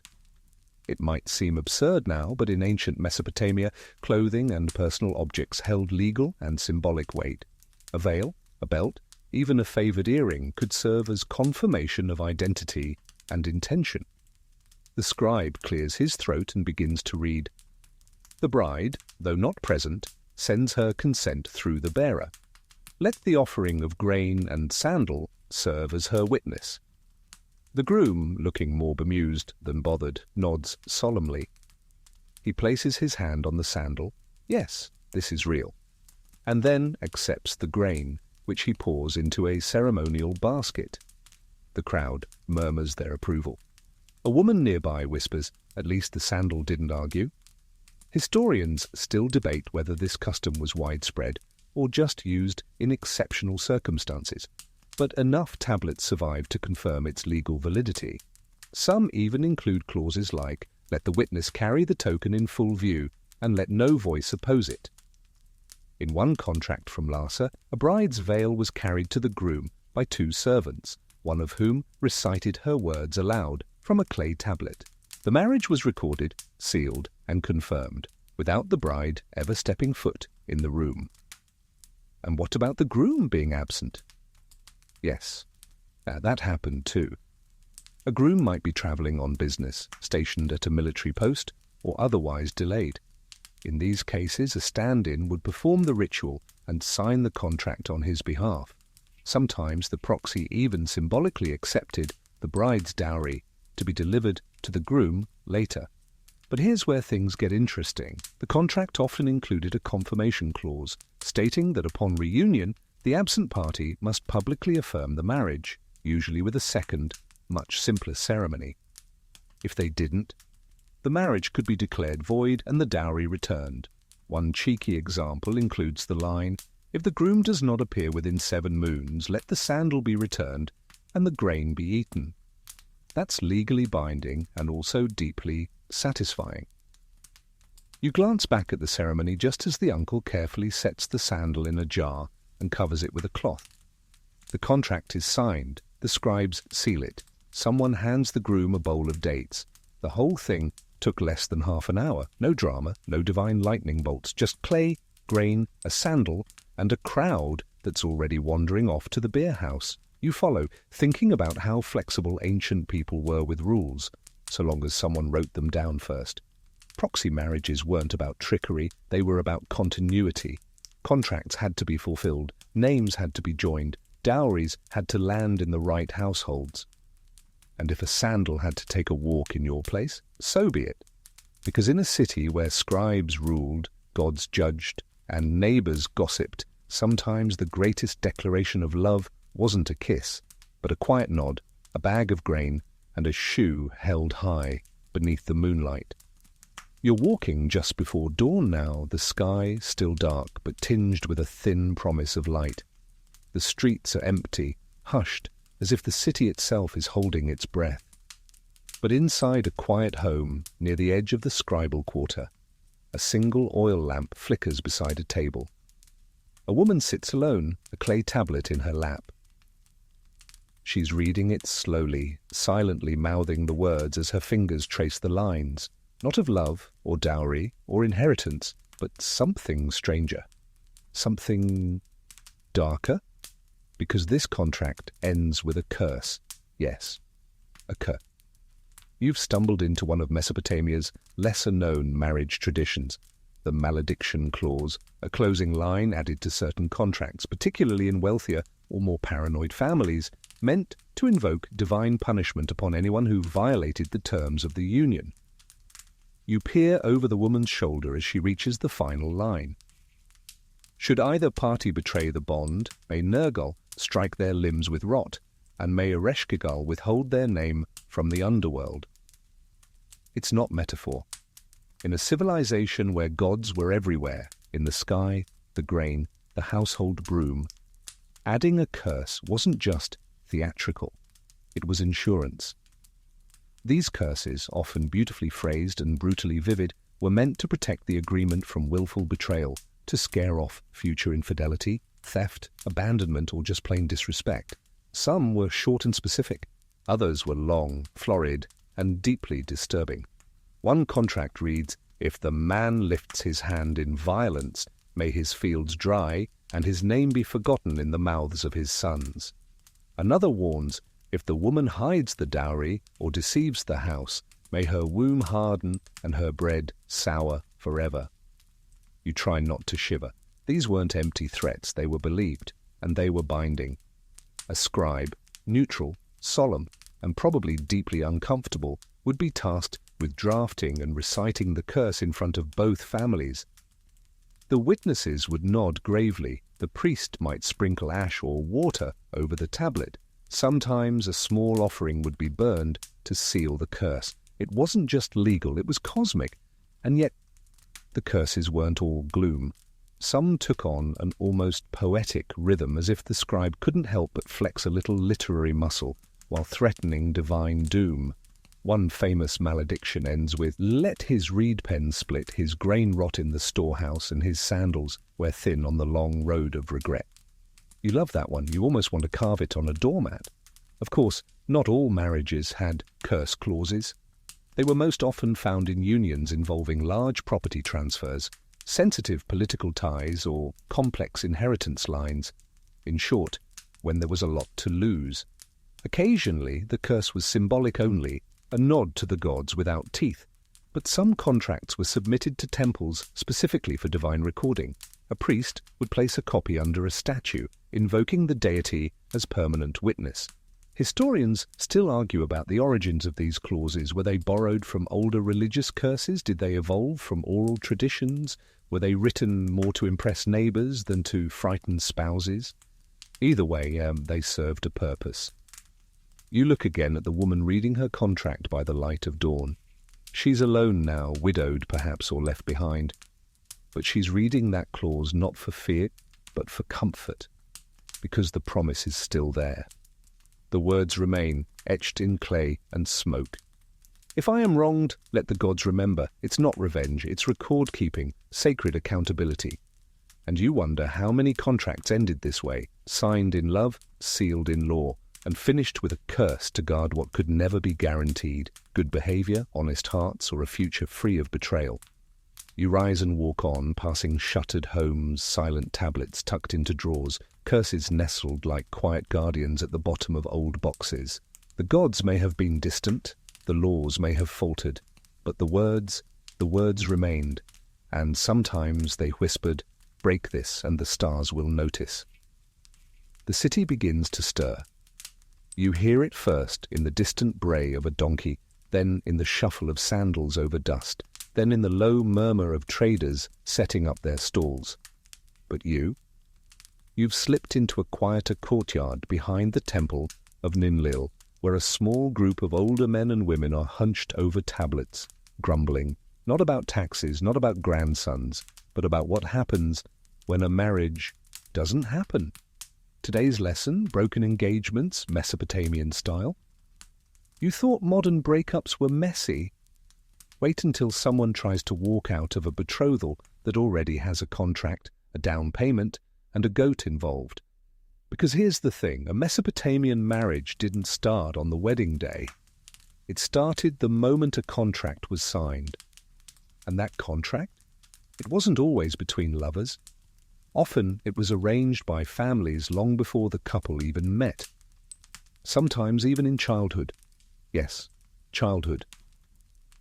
In wealthier families, engagement contracts could be drawn up while the future bride was still a toddler. The groom's family would offer a bride price or symbolic gift, and the bride's family would promise to deliver her at an agreed-upon age. The contract would outline the expectations, dowry, and penalties if anything went sideways. And, oh, did things go sideways?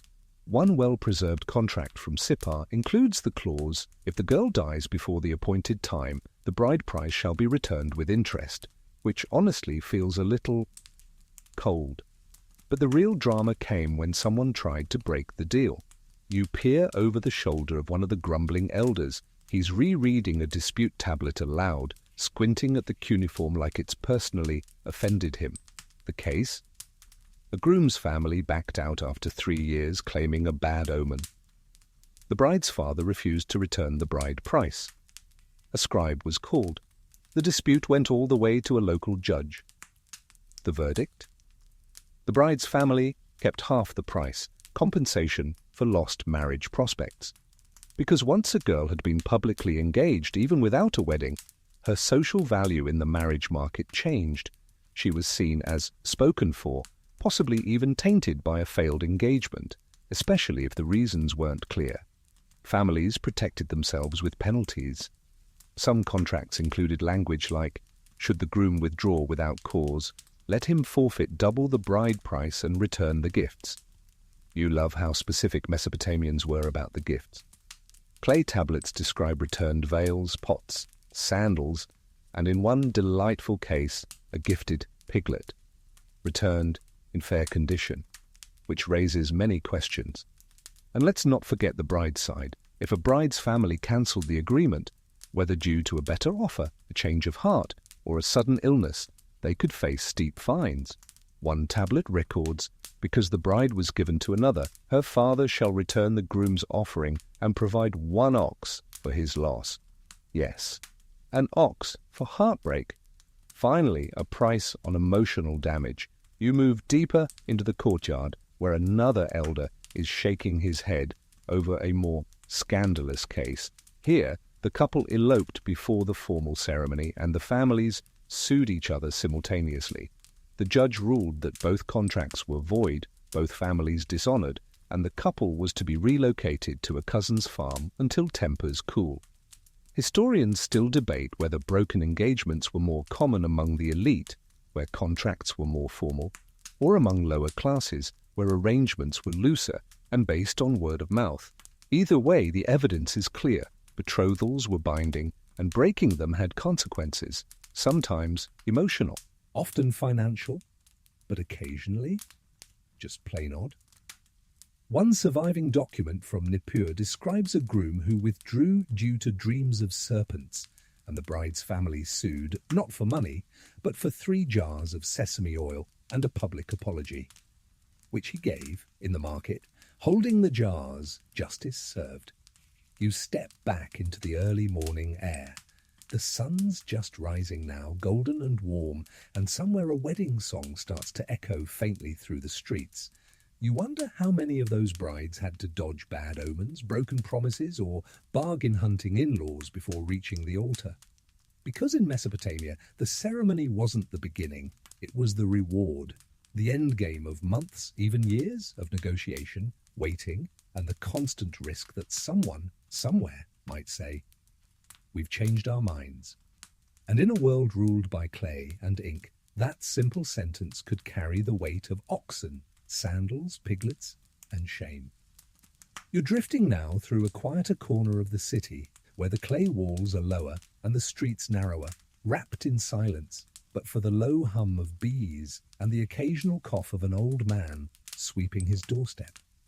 This neighborhood isn't rich, it isn't powerful, but it holds a different kind of treasure, the stories of ordinary marriages, because not every Mesopotamian wedding involved priestly blessings, mountain-sized dowries, or sandal-related drama. Some were simple, quiet, built on mud bricks and modest expectations, and these unions between artisans, shepherds, dockhands, or bakers offer a window into what most people actually lived like. You pause outside a workshop where two figures, husband and wife, are kneading bread together. She throws flour at him. He ducks, laughing. Behind them, a child toddles through a sea of spilled lentils. No scribe is present, no goats in sight. But make no mistake, this is a legal household. And yes, they had a contract. Even the simplest Mesopotamian marriages required documentation. But when you're not wealthy, that contract reads more like a minimalist checklist than a royal decree. A typical tablet might state, Shama, son of Dagon, takes Lilitu, daughter of Ekur, as wife. Her dowry is 2 robes, 1 bronze comb, and 1 jug. Let their house be in the quarter of the potters. Witnessed by Adnan the brewer and Tiri the weaver. Simple, practical, completely valid. These modest marriages often involved small dowries, sometimes just a few household items or tools, no land, no servants, no politics. But they still mattered deeply to the families involved.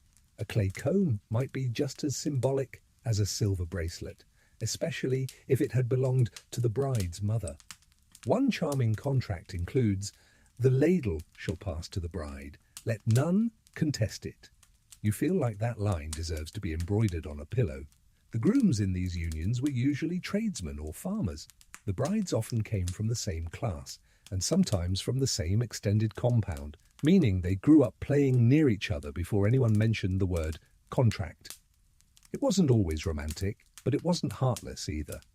Many of these everyday marriages also featured something missing from more elite unions: shared labor. In wealthier homes, spouses were often segregated by status and staff. But here, the couple worked side by side. She might grind barley while he sealed jugs. He might sweep while she spun wool. One clay receipt even records 2 jars delivered by wife while husband at temple. Seal confirms cooperation. Modern relationship goals, honestly. Divorce still happened, of course, but in these simpler homes it was rare. Not because of undying passion, but because life required mutual effort. Splitting up meant splitting the tools, the donkey, the loan repayments, and possibly even the tent. One adorable contract includes the clause, if she departs, let her take the dog but leave the pots. A fair trade. You reach another courtyard now, where an old couple is napping under a woven canopy. The man snores softly, a straw hat over his face. His wife leans against him, still holding a spindle in one hand. Their contract is probably long lost, crumbled to dust decades ago, but the marriage still standing. Historians still argue whether these lower-class marriages were more emotionally fulfilling than those of the elites. We can't interview the participants, sadly. But the surviving evidence, love poems, domestic receipts, little gifts found in burial sites, suggests a quieter kind of bond. Not grand, not public, but steady. These were the unions that kept the city humming, that raised children, repaired roofs, grew onions, and somehow endured droughts, debt, and cranky in-laws without being written into legends. So the next time someone tells you about royal weddings with gold dust and gods, spare a thought for the potter and the spinner, the shepherd and the weaver, who built their marriages with no audience but each other. Just 2 people, 1 clay comb, and a contract that read more like a whispered promise than a proclamation. The path you follow now leads to the edge of the city, where the date palms sway lazily, and the air smells more of river reeds than roasting grain. Here, the houses are farther apart, stitched together by dust trails and old rumours, because this, my friend, is where the widows live. Not just any widows, Mesopotamian widows whose lives were shaped not only by sorrow but by law, contract, and a surprising amount of fine print. You stop near a courtyard where a woman, hair grey, shoulders proud, is stirring a pot of lentils. 3 younger children flit around her. One might be a grandchild or a neighbour's, or the son of a second wife, now returned to her. It's hard to say. What's clear is that she owns the home, and that's worth noticing. In ancient Mesopotamia, widows were not powerless. They were often protected, at least in writing, by marriage contracts that detailed exactly what would happen if their husband died. One line you'll see again and again, if he dies, she shall remain in the house. That house mattered. Staying in the marital home offered security, social legitimacy, and often control over assets. If the husband had children by another wife, the contract might specify who got what, especially if the widow had borne sons, but if there were no children. That's where things got messy. Many contracts included clauses like, should she bear no children and the husband die, the dowry shall return to her father's house. Ouch! In these cases, the widow might be sent back, especially if the husband's family wanted to reclaim land or goods. But if she had sons, especially adult ones, her position was much stronger. Some widows even acted as head of household, managing property, supervising slaves, and arranging marriages for their children. One tablet from Uruk reads, "The widow, Ninlutu, leases the field to Naram for 5 years. Her seal stands in place of her husband's." Let that sink in. She's making land deals. As a widow, no male guardian required. Of course, not every story was empowering. Some contracts reveal a more cautious society. A few stipulate that a widow must remarry a brother of her deceased husband, a tradition known as levirate marriage. If that brother refused, the widow might be left in legal limbo or face pressure to return her dowry. Even trickier were second marriages. A widow who chose to remarry could be required to forfeit her first husband's property or provide written waivers of claim. Some contracts got deeply specific. If she takes a second husband, she shall not bring with her the spindle nor the donkey of the first. A Mesopotamian prenup, if ever there was one. And what of the children? If the widow had minor children, she usually remained in the home until they came of age. One contract notes, she shall raise the sons until 12 years, then the house shall pass to them. Still, that's 12 years of authority. Not nothing. You move past the courtyard and spot another woman, older, hunched, but still fierce, tending to a goat. She offers you a nod. You nod back.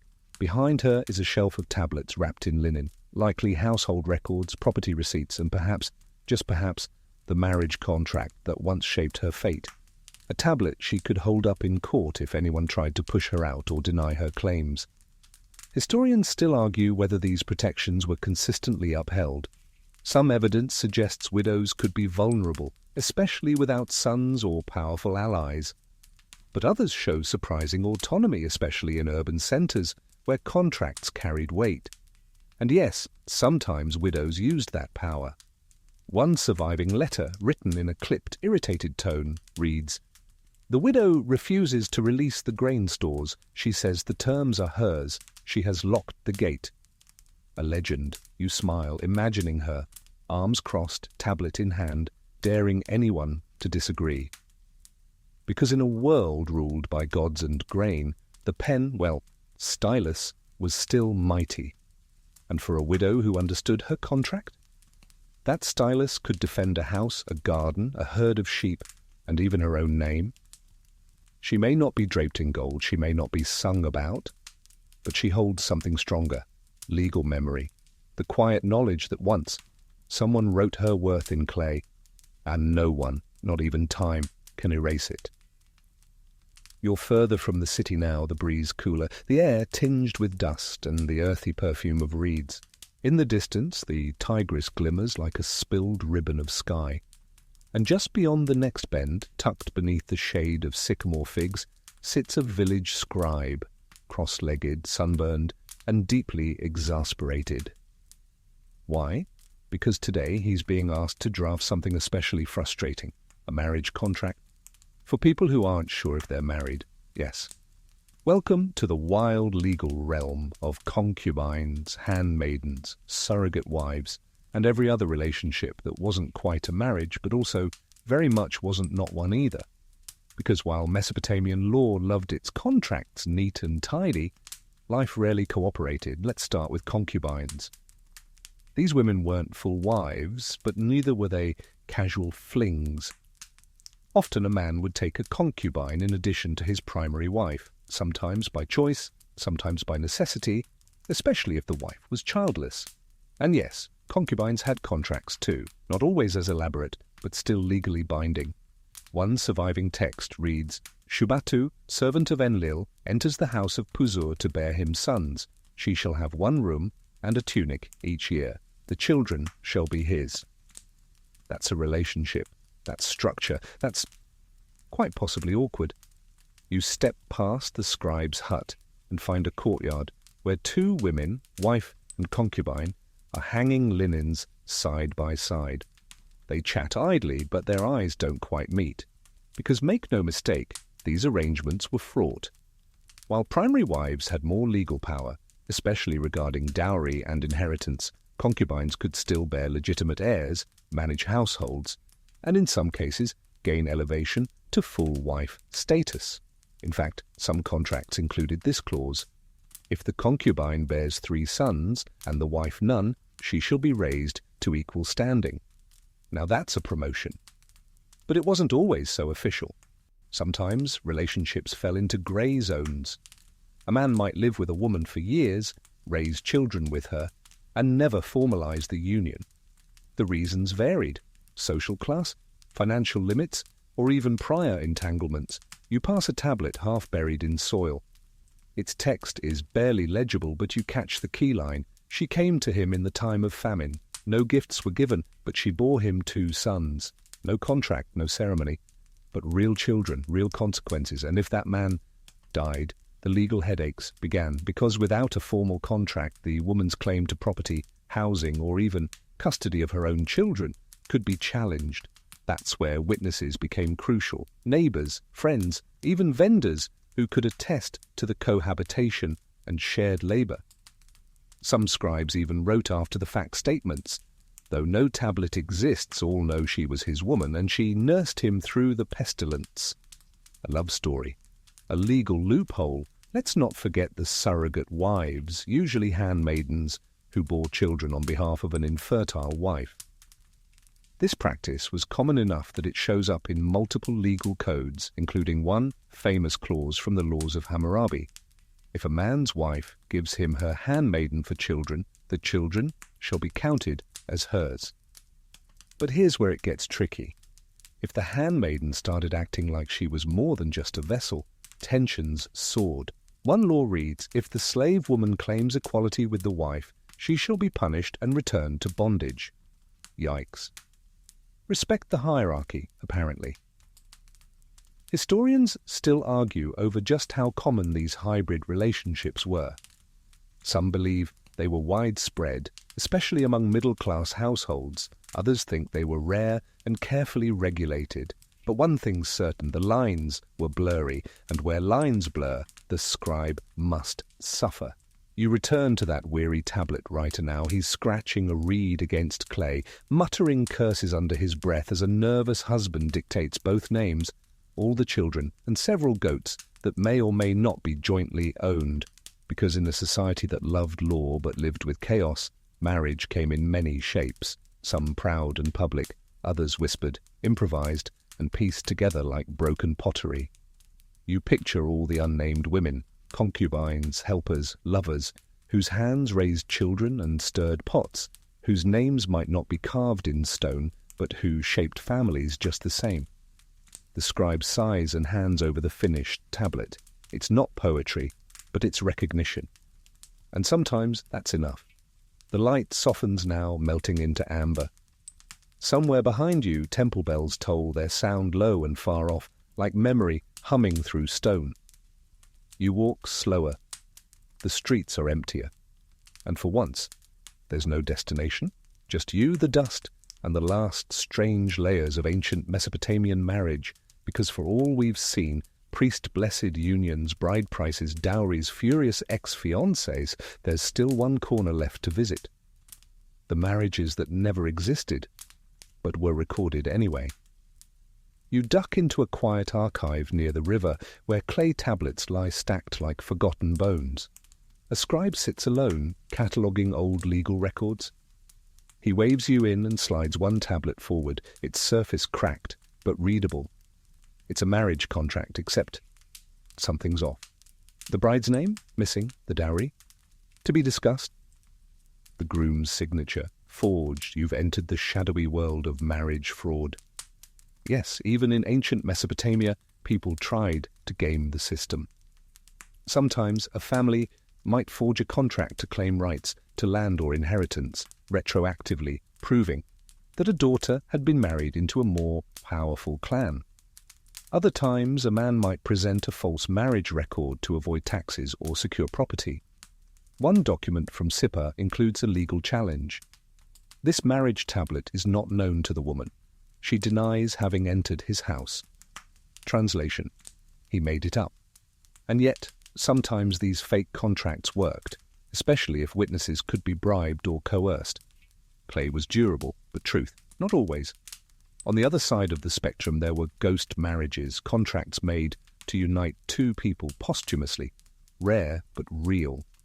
One eerie example: the son of Enki died in battle. The daughter of Ninsun, already gone to the underworld, is named his wife. In spirit, their houses shall be united. It reads like something out of a myth, but appears in real archives. Historians still argue whether this was symbolic, an attempt to bind families politically, or a genuine belief that the union could continue beyond life. And then there are the contracts never fulfilled. You find one next, beautifully written, names carved with care. But a single final line scratched in hasty strokes. The bride died before the day. No wedding, no song, just a record of what might have been. These tablets, fragile and final, are reminders that for all its precision, Mesopotamian marriage was still a human invention. It could be bent, broken, misunderstood, or lost. Contracts were only as strong as the hands that held them, the scribes who stamped them, the families who remembered them. You sit beside the archivist now. He's dozing. His hands are stained with clay. The river sings outside, quiet and steady. And you think about all the people whose names we've whispered across this journey. The brides with oil-slicked hair, the grooms who feared omens, the widows with one last tablet, the concubines who counted jugs like gold, the children who inherited more than names. Some loved, some bargained, some vanished, but all were written down, etched into clay and tucked into time. Because in Mesopotamia, marriage was never just about two people. It was community, economy, belief, and bureaucracy tangled into one dusty scroll of life. And somehow, through floods and fire and forgetting, their stories still whisper. I was here. I loved. I signed my name. And now, the streets are empty. The last oil lamp flickers behind a lattice window. Somewhere a child mumbles in sleep, and the river rolls on, slow and steady, like breath in the dark. You sit beneath a crumbling wall, warm stone at your back, the clay-heavy scent of centuries filling your lungs. The noise of scribes, brides, judges, and dowry haggling has faded to silence. All that's left is the quiet weight of time. You close your eyes and see it again. Not the grandeur, but the small things, the pressed thumbprint on a contract, the worn edge of a bride's comb, the goat that never made it to the wedding. You picture the walls of an old home, mud bricks softened by years, a spindle resting by the fire, and a woman humming while stirring lentils for a man who never needed to speak to be understood. You're safe there. No bargains to be made, no contracts to sign, just the hush of a world long gone, whispering lullabies in the language of the earth. The stars overhead blink slowly. The wind forgets its direction. The tigress carries secrets and clay carries memory. Let it all drift. All you've walked with scribes, you've watched love written and unwritten, and now your only task is to breathe in, out, stillness, sleep.